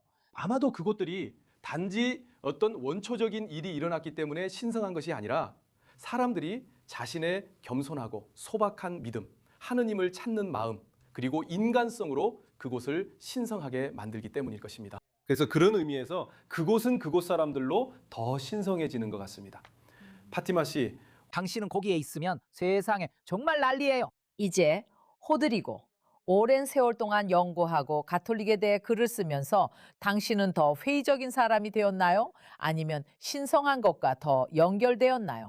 저는 더 많이 연결되었어요. 훨씬 더 많이 연결되었고 특히 예수님과 더 많이 연결되었습니다. 예수님과요. 왜냐하면 제가 공부하면 할수록 예수님께 더 가까이 가고 싶고 예수님을 더 이해하고 알고 싶어지거든요. 네, 그렇습니다. 예전보다 훨씬 더 많이 연결되어 있습니다. 의심의 여지가 없어요. 그럼요, 그렇죠. 의심할 필요 없어요. 마지막으로 강의와 멘토링 플랫폼에 대해 간단히 소개해 주세요. 그래서 저는 제 연구에 대해 이야기하기 위해 강의를 시작했고 처음에는 책에 대해 이야기하기 시작했습니다. 그래서 저는 조르나다 인피니타라는 프로젝트를 가지고 있는데 유튜브 채널이 있고 그곳에서 제가 전 세계를 돌며 제작한 다큐멘터리를 보여줍니다. 우리가 아까 봤던 그거요. 그건 글로벌 플레이를 위해 특별히 만든 거예요. 그건 그들이 요청한 거였어요. 제가 하는 일을 알고 저를 불러서 그걸 해달라고 했어요. 하지만 저는 수많은 다큐멘터리를 가지고 있고 모두 유튜브에서 무료로 볼 수 있어요. 저는 파티마의 성모님 이야기 2편과 아파레시다의 성모님 이야기가 있습니다. 이 버튼은 어떻게 누르나요? 무한한 여정. 무한한 여정. 내 이름 멋지지? 그래. 정말 멋진 이름이야. 사실 그렇지, 맞지? 신성을 찾는 여정은 끝이 없지, 그렇지?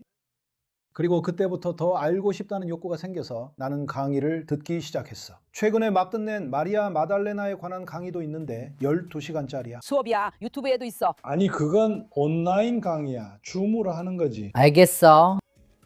그건 유료 강의고 사람들이 나와 함께 들어. 나는 어젯밤 일요일에 성요셉 강의를 끝냈어. 방금 막 끝냈고 성요셉에 대해 3일 동안 했어.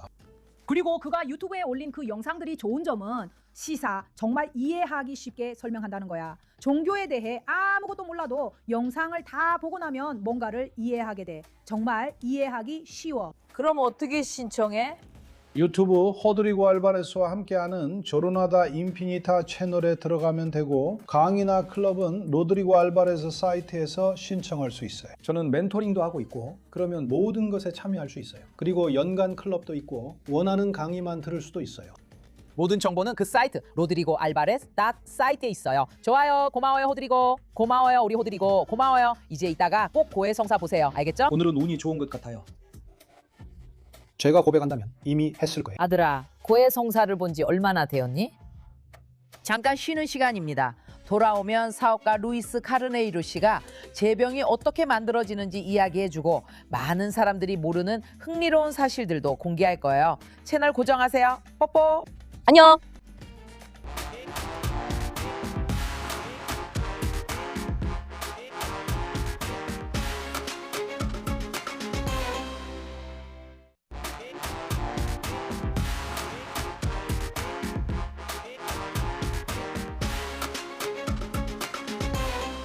그리고 우리는 다시 세우센센수라와 함께 돌아왔습니다. 여러분은 미사 중에 수백만 명의 가톨릭 신자들이 받는 성체가 어떻게 만들어지는지 생각해 본 적 있으신가요? 여러분, 그 뒤에는 전통과 규칙 그리고 많은 존중이 깃든 제조 과정이 있습니다. 순수 밀가루와 물, 단 2가지 재료만으로 만드는 제병 생산은 브라질 전역의 본당과 공동체에 제병을 공급하는 시장을 떠받치고 있습니다. 그리고 이처럼 잘 알려지지 않은 세계의 세부 사항을 밝히기 위해 저는 지금 제병 공장의 공동 소유주인 루이스 카르네이루 씨와 이야기를 나눠보겠습니다. 루이스 씨, 나와주셔서 정말 고마워요. 초대해 주셔서 감사합니다. 한 가지 물어볼게요. 누군가가 왜 제병 만드는 일을 하냐고 물어보면 대화가 정말 길어질 것 같은데요. 그렇죠? 네, 항상 그런 호기심이 있죠. 왜냐하면 모두가 아는 건 아니니까요. 어떻게 만드는지 과정이요. 어떻게 만들어지는지 대부분의 사람들은 오늘날에도 제병이 예를 들어 수녀원에서 수녀님들이 만든다고 상상하죠. 그런데 사실은 그렇지 않아요. 오늘날 대부분의 성체는 브라질 공장에서 대량 생산됩니다. 네, 그만큼 많이 필요해요. 네, 양이 많습니다. 그리고 이제 IT 업계에 있던 사람이 어떻게 해서 성체 제조 시장에 들어가게 되었나요? 있잖아요. 저는 생파울루에서 일했었어요. 그리고 제 아버지가 공장을 세우셨어요. 어느 날 집에 전화했더니 아버지가 성체빵 공장을 연다 하시더라고요. 저는 세상에 아버지가 뭘 하시려는 거지? 라고 생각했어요. 네, 아버지가 하셨고 그 공장은 30년째 시장에서 자리를 지키고 있어요. 우리는 지금도 거기에서 일하고 있어요. 상파울루에 어느 정도 머문 후 몇몇 회사를 거친 뒤에 아버지가 건강 문제로 더 이상 운영할 수 없게 되셨어요. 그래서 저는 말했죠. 생파울루는 이제 한 만큼 했어. 이제 사업을 운영할 수 있는 약간의 경험도 쌓았으니 한번 도전해 보자 라고요. 더 평온하게 살아보자고 생각했어요. 여기로 오면서도 얘기했는데 지금은 집에서 회사까지 10분밖에 안 걸려요. 아, 정말 멋지죠? 그렇게 지루하지도 않잖아요? 하지만 대략 그런 식이었어요. 그 회사는 제 아버지가 설립하신 회사였어요. 그래서 우리는 어쩔 수 없이 맡게 됐어요. 저는 IT, 정보기술 분야에서 일하는 내내 한 번도 제가 사업가가 될 거라고는 상상해 본 적이 없었거든요. 제 머릿속엔 늘 그랬어요. 계속 다국적 기업에서 일하며 성과를 내는 사람이 될 거라 생각했죠. 회사 안에서 더 높은 직책을 맡고 전문적으로 성장하는 걸 추구했죠. 그리고 그건 저에게 아주 분명했어요. 아니요, 저는 그런 의도가 없었고 원하지도 않았어요. 기술 분야로 나아갈 수도 있었죠. 하지만 어떤 것이 당신을 끌었죠? 이제 모두가 궁금해하는 걸 말해줘요. 제병은 어떻게 만들어지나요? 밀가루와 물입니다. 밀가루요. 네, 그런데 어떻게요? 그리고 누가 그걸 뭐라고 해야 하지, 여러분? 모르겠어요. 글루텐이 뭐죠? 글루텐 아니요, 있는 것 같아요. 제 생각엔 아니에요. 안 돼요. 바티칸에서 금지했어요. 맞아요. 8세기 말에서 9세기 초에 정의가 내려졌죠. 이렇게 말할 수 있겠네요. 성체에 대한 기준이 만들어졌어요. 그리고 그때부터는 성체가 더 이상 다른 재료로 만들어질 수 없고 오직 물과 밀가루로만 만들어져야 한다고 정해졌죠. 그리고 바로 그 시기에 성체의 형태도 정해졌어요. 그래서 지금처럼 원형이 된 거죠. 그런데 성체는 어떻게 만들어진 거예요? 저한테 이야기해 주세요.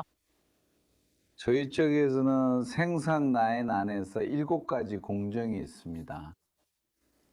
첫 번째로는 좋은 품질의 원재료, 즉 아주 순수한 밀가루가 필요합니다. 이걸 보고 계시죠? 이게 단계 중 하나죠. 이 절단과 분리 과정입니다. 아하, 이게 첫 번째 공정입니다. 저기에서 반죽이 만들어지는 거죠. 저기서 말하자면 레시피가 들어가는 겁니다. 좀 더 단순하게 설명해 볼게요. 저기에서 밀가루 양과 물량을 섞어서 이런 반죽의 질감을 만드는 겁니다. 예를 들어 신부님께 드릴 성체를 만들 경우에는 그것도 정해진 비율이 있습니다. 만약에 작은 성체를 만들 경우에는요. 하지만 요즘에는 그것을 작은 성체라고 부르는 게 더 일반적이죠. 그렇죠? 원래는 작은 성체 조각입니다. 성체. 우리가 작은 성체 생산을 위해 준비하면 그때는 또 다른 배합이 적용됩니다. 다르게 말하면 밀가루 양과 물의 양 사이에 다른 균형을 가진 또 다른 방식이 있습니다.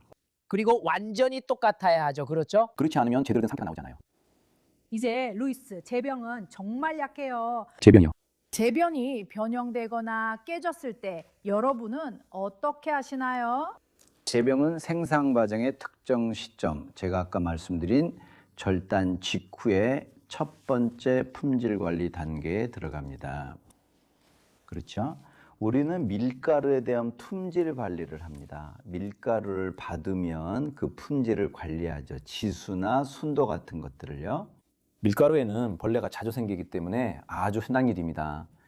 그게 뭐냐고요? 다구미는 그러니까 쉽게 말해서 이미 들어있는 벌레 같은 거예요. 밀의 일부라고 할 수 있죠. 그리고 잘 모르겠지만 혹시 그런 경험 있으신지 모르겠네요. 가끔 슈퍼마켓에서 파스타 봉지를 집었는데 그 안에 벌레가 기어다니는 걸 본 적 있으시죠? 그게 바로 바구미예요. 맞아요. 그건 밀가루와 같이 들어오는 거예요. 과정이 있어요.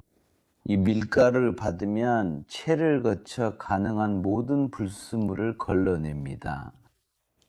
오늘날 우리가 사는 밀가루는 아르헨티나산 밀가루예요. 수입산이 아니에요. 이 밀가루는 특별하다고 할 수는 없지만 순도는 매우 높아요. 이 과정을 보장하기 위해서요. 이 밀가루는 제병 생산 전용은 아니에요. 하지만 이 밀가루는 순도가 아주 높아요. 그리고 나서 우리가 첫 번째 과정을 진행하는데 그게 바로 저기에서 필터를 통과시키는 거예요. 혹시라도 남아있을 수 있는 다른 불순물을 걸러내기 위해서죠. 그 다음에는 반죽을 만드는데 이건 밀가루 몇 킬로그램에 물을 얼만큼 넣을지 균형을 맞추는 과정이에요. 이렇게 하면 다음은 조리 단계로 넘어가요. 그 다음에 반죽을 익혀요. 우리가 아까 봤죠. 바로 그 순간에는 거의 피자처럼 보이죠? 거기서 나오는 걸 보면 익힌 결과를 설명하려고 하는데 거의 피자처럼 나와요. 그건 동그랗죠? 이후에는 그게 잘리는 단계로 넘어가요. 그 다음에는 바로 품질 관리 단계로 들어갑니다. 그때는 이미 제병 모양으로 잘려 있는 상태입니다. 그리고 우리는 시장에 내보낼 것과 그렇지 않은 것을 선별하기 시작합니다. 여러분은 제병을 많이 버리시나요? 오늘날 우리는 생산된 것의 약 30%에서 32%를 버리고 있습니다. 그 안에서 매우 강도 높은 작업이 진행되고 있습니다. 네, 올해 이미 계획된 몇 가지 투자가 있습니다. 몇몇 장비들이 이 관리를 개선할 것이고 우리가 이것을 조금이라도 줄일 수 있을지 지켜볼 예정입니다. 그리고 루이스, 제병을 제조할 때 바티칸의 몇 가지 규칙을 따라야 하잖아요. 그렇죠? 네, 맞아요. 엄격하게요. 반드시 지켜야 하죠, 신부님. 엄격하게요. 그 규칙들이 뭐예요? 저기요. 우리는 한번 미안하지만 통밀로 해보려고 했어요. 통밀가루로요. 허락받지 못했어요. 우리가 거기에 가져가는 모든 것은 안 돼요. 뭔가 다르게 하고 싶어도 안 되고 꿀도 놓을 수 없어요. 과일도 절대 넣을 수 없어요. 생각도 하지 마세요. 절대 안 돼요. 사업적인 관점에서 보면 제가 새로운 변형 상품을 만들어 보는 것도 흥미로울 것 같아요. 하지만 그건 허가되지 않았어요. 예를 들어 저희 회사는 자체 와인 브랜드를 가지고 있어요. 그렇죠. 저희가 함께 개발한 저희만의 브랜드예요. 샌파울루 주 내륙 지역입니다. 그리고 이걸 시장에 내놓기 전에 저희는 교구에 가져가서 승인을 받았고 재병도 같은 원칙을 따릅니다.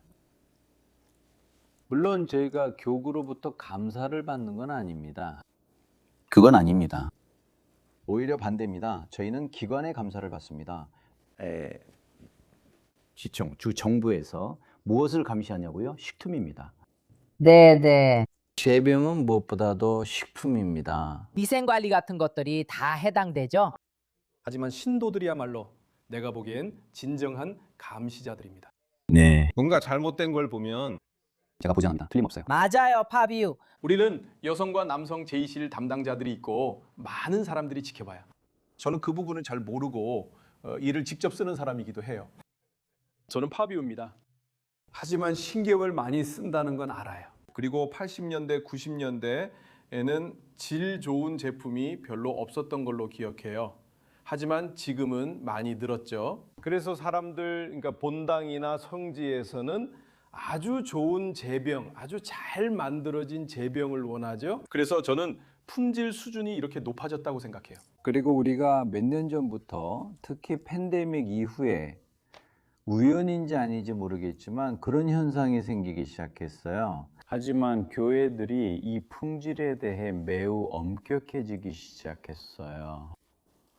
그래서 이제 받아들이지 않아요. 저희가 알기로는 시장에 몇몇 경쟁업체들이 있는데 그들의 품질은 그렇지 않아요. 하지만 사실 그렇죠. 그건 정말 중요한 상징이고 아주 신성한 거예요. 그래서 그걸 하지 않으면 의미가 없어요.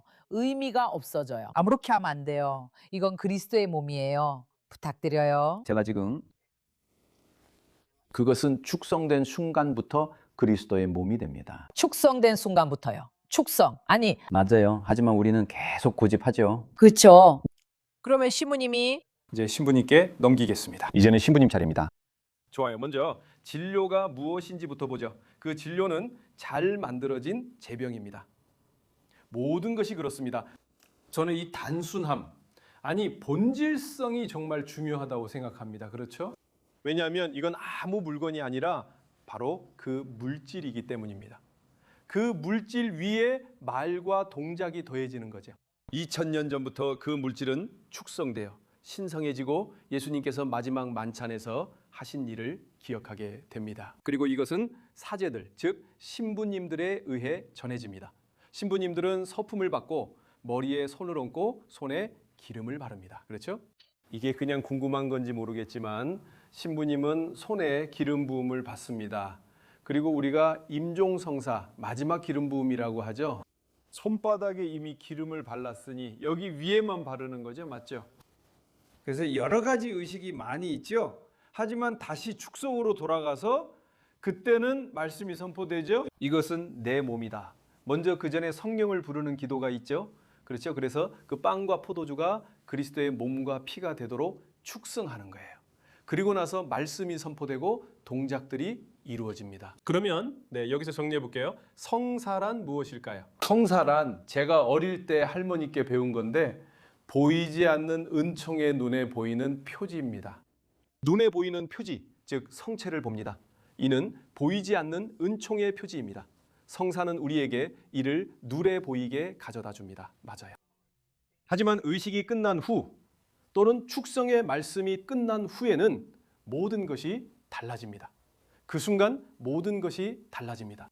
신부님, 포도주에도 품질에 대한 규칙이 있나요? 왜냐하면 그것이 그리스도의 피로 변하기 때문이지요. 네, 그렇죠. 그 부분에 대해서도 말씀드릴 수 있습니다. 그런데 첫 번째로 제가 유학을 갔을 때 로마에서 살았습니다. 어쨌든 모든 게 거기에는 화이트 와인이 있었어요. 그게 저를 놀라게 했죠. 왜냐하면 제가 평생 봐온 건 늘 레드 와인이었거든요. 브라질에서는 어쨌든 와인이면 와인인 거죠. 화이트든 레드든 그게 규칙은 아니에요. 만약 누가 저한테 그렇게 말했으면 저는 이렇게 말했을 거예요. 거짓말이야. 저는 바티칸에서 일했어요. 저는 신학생이었고 부재였어요. 그래서 저는 백포 도주를 제공했어요. 그렇죠? 왜요? 왜냐하면 그게 포도주이기 때문이에요. 본질적으로 포도주가 재료거든요. 그리고 색깔은 우리 경우에는 브라질에서는 제 생각에요 훨씬 더 상징성이 많아요. 왜냐하면 레드 와인은 피를 연상시키니까요. 등등. 그런데 하지만 와인이니 와인처럼 보여야 합니다. 저는 본질의 규칙으로 돌아갑니다. 본질이 뭘까요? 우리는 할 수 없습니다. 신성한 것은 가장 본질적인 것 위에 세워집니다. 그래야 복잡함도 어떤 의심도 없게 됩니다. 이미 신비는 큽니다. 그러니까 만약 당신이 그 재료마저 복잡하게 만든다면 정말 복잡해지는 거죠. 복잡하게 만드는 게 아니에요. 만약 당신이 화이트 와인이라면 모든 걸 복잡하게 만드는 거죠. 그렇죠? 당신의 것은 무엇인가? 아무거나 할 수 있어요. 왜냐하면 그리스도의 피는 빨간색이잖아요, 여러분. 분명히 우리는 스페인의 한 와이너리로부터 브라질에서 그들의 와인을 유통해달라는 요청을 받았는데 그 와인은 화이트 와인이에요. 그분이 저에게 보여줬을 때 저는 말했어요. 잠깐만요. 브라질 시장이 이걸 받아들일지 모르겠어요. 문화적인 문제도 있거든요. 문화적인 거죠. 맞아요. 포도주여야 해요. 예를 들어 사케는 쌀로 만든 와인이니까요. 그건 루제, 주정 강화 와인, 달콤한 와인이에요. 여러분 근데 진짜 복잡해졌네요. 진짜로 복잡해지고 있어요. 그리고 알코올 도수도 마찬가지예요. 맞아요. 맞아요. 그런데 이런 건 싫어요. 저는 신부라서 자주 농담의 대상이 되는데 이런 농담은 좋아하지 않아요. 사람들이 마셔라고 하거든요. 아니에요. 우리는 축성 때 아주 조금만 마시고 그리고 알코올 도수도 다르거든요. 그러니까 그게 질문이었어요. 다른가요? 다릅니다. 생산자에 따라 다르지만 굉장히 절제된 느낌이어야 한다는 지침이 있어요. 그래서 저는 다시 규칙으로 돌아갑니다. 필수성의 규칙이 있고 절제의 규칙도 있습니다. 모든 것이 매우 절제되어 있습니다. 그러니까 최소한만 하는 거죠. 그러니까 신부님이 그렇다는 건 아니에요. 그러죠? 예를 들어 우리가 규칙을 정할 때 루이스, 바티칸에서 규칙으로 제정한 게 있지 않아요? 그러니까 제병을 만들 때 사람들은 정직해야 한다는 그런 규칙이요. 솔직히 말해서 저는 그런 의무가 있다는 건 잘 모르겠어요. 하지만 그건 기본 전제잖아요. 네. 그래야죠. 그건 기본 전제니까 그럴 수밖에 없죠. 하지만 저희에게는 그런 내용이 전달된 적이 없어요. 이걸 여쭤보고 싶어요. 제단빵을 생산하기 위해 환경에서 추가로 해야 할 일이 또 있나요? 뭔가 어떤 물건이 없어야 한다거나 십자가나 어떤 물건이 있어야 한다거나. 뭔가 있어야 하나요? 아무것도 없나요? 네, 아무것도 없습니다. 특별한 요구사항은 없습니다. 저희는 신부님이나 주교님이 공장에 방문하실 때가 있는데 그런 의미에서 아무런 요구사항이 없습니다. 당연히요. 위생감시 규정과 위생규칙을 모두 잘 지키고 있다면 아무 문제 없습니다. 그리고 제병의 크기는 항상 똑같나요? 아니요. 예를 들어 우리는 소형 제병을 3cm부터 3.6, 44346 그리고 5까지 가지고 있습니다. 그래서 크기가 다릅니다. 사용에 대한 규칙은 없고 각 신부님의 선호에 따라 다릅니다. 네. 주문은 교수님께 옵니다. 루이스, 저에게 보내주세요. 3호는 너무 작아서 보통 병원에서 노인 환자분들께 사용됩니다. 알겠어요. 그러니까 소형 제병이라는 건 아주 작은 제병이라는 거네요. 아주 작아요, 맞아요. 알겠어요. 그리고 미사 때 쓰는 성체나 아니면 신부님의 성체라고 하죠. 시장에서는 그게 더 크다고 합니다. 예를 들어 우리는 그걸 이렇게 반으로 자르기도 해요. 그렇죠? 맞아요, 맞아요. 의식의 일부죠. 우리는 라인 제품을 만들기 시작해요. 그렇죠? 표준 라인 제품은 7cm로 만듭니다. 그리고 8, 8.2, 10, 13, 13.5, 15, 15.5 이렇게 23가지 있어요. 두 가지가 있습니다. 첫째는 시각적 측면입니다. 아주 큰 미사에서 분중을 상상해 보세요. 왜냐하면 저 뒤에 있으니까요. 그렇죠? 네, 그래서 보통은 큰 걸 사용하죠. 그러니까 미사에 많은 사람들이 있을 때요. 네, 그런 면이 있어요. 보통 크기가 작고 몇 센티미터인지는 모르겠지만 이렇게 생겼어요. 일반 미사엔 그렇게 크지 않아요. 가장 일반적인 건 8.2cm입니다. 8.2cm입니다. 그리고 당신이 물어본 동작에 대한 부분도 중요한데요. 신부님이 떼어내는 동작이 있습니다. 미사 예식 중 하느님의 어린 양 부분이 있는데 그때 신부님이 성체를 떼어내고 나눕니다. 네. 왜냐하면 그 순간 이미 그게 그리스도의 몸이기 때문이고 십자가에서 그분의 몸이 찢겼잖아요. 그래서 그 동작이 있는 겁니다. 어린 양이죠. 그래서 그 순간이 바로 떼어내고 나누는 순간인데 그게 다시 한번 상징이 되는 거죠. 지금도 마찬가지입니다. 예수님의 희생과 몸이 찢긴 순간을 현재에 다시 새롭게 하는 것입니다. 그래서 띄어서 공동체에 보여주고 그 다음에 작은 조각을 집어서 성작에 넣습니다. 그렇습니다. 그에 관한 오랜 역사가 있습니다. 하지만 모든 것이 정말 의식이 대단합니다. 예식이죠, 그러죠? 더 정확히 말하면요. 그리고 모든 것이 상징으로 가득 차 있습니다. 그러죠? 그리고 우리는 큰 신심을 가지고 있습니다. 그건 예수님의 몸이며 그분의 현존이 거기 있습니다. 그래서 심지어는 성체도 아주 신중하게 고릅니다. 우리는 이렇게 말하곤 했죠. 부스러기가 없는 것. 그렇죠? 그래서 우리가 잃어버리지 않고 부서지지 않게 하려고요. 그러죠? 그래서 성체는 아주 세심하게 다뤄야 해요. 왜냐하면 우리는 아주 작은 조각 안에도 예수님 전체가 현존하신다고 믿기 때문이죠. 어릴 때는 손에서 부스러기 떨어질까 항상 조마조마했어요. 그게 귀여운 건 신앙심이 아니기 때문이에요.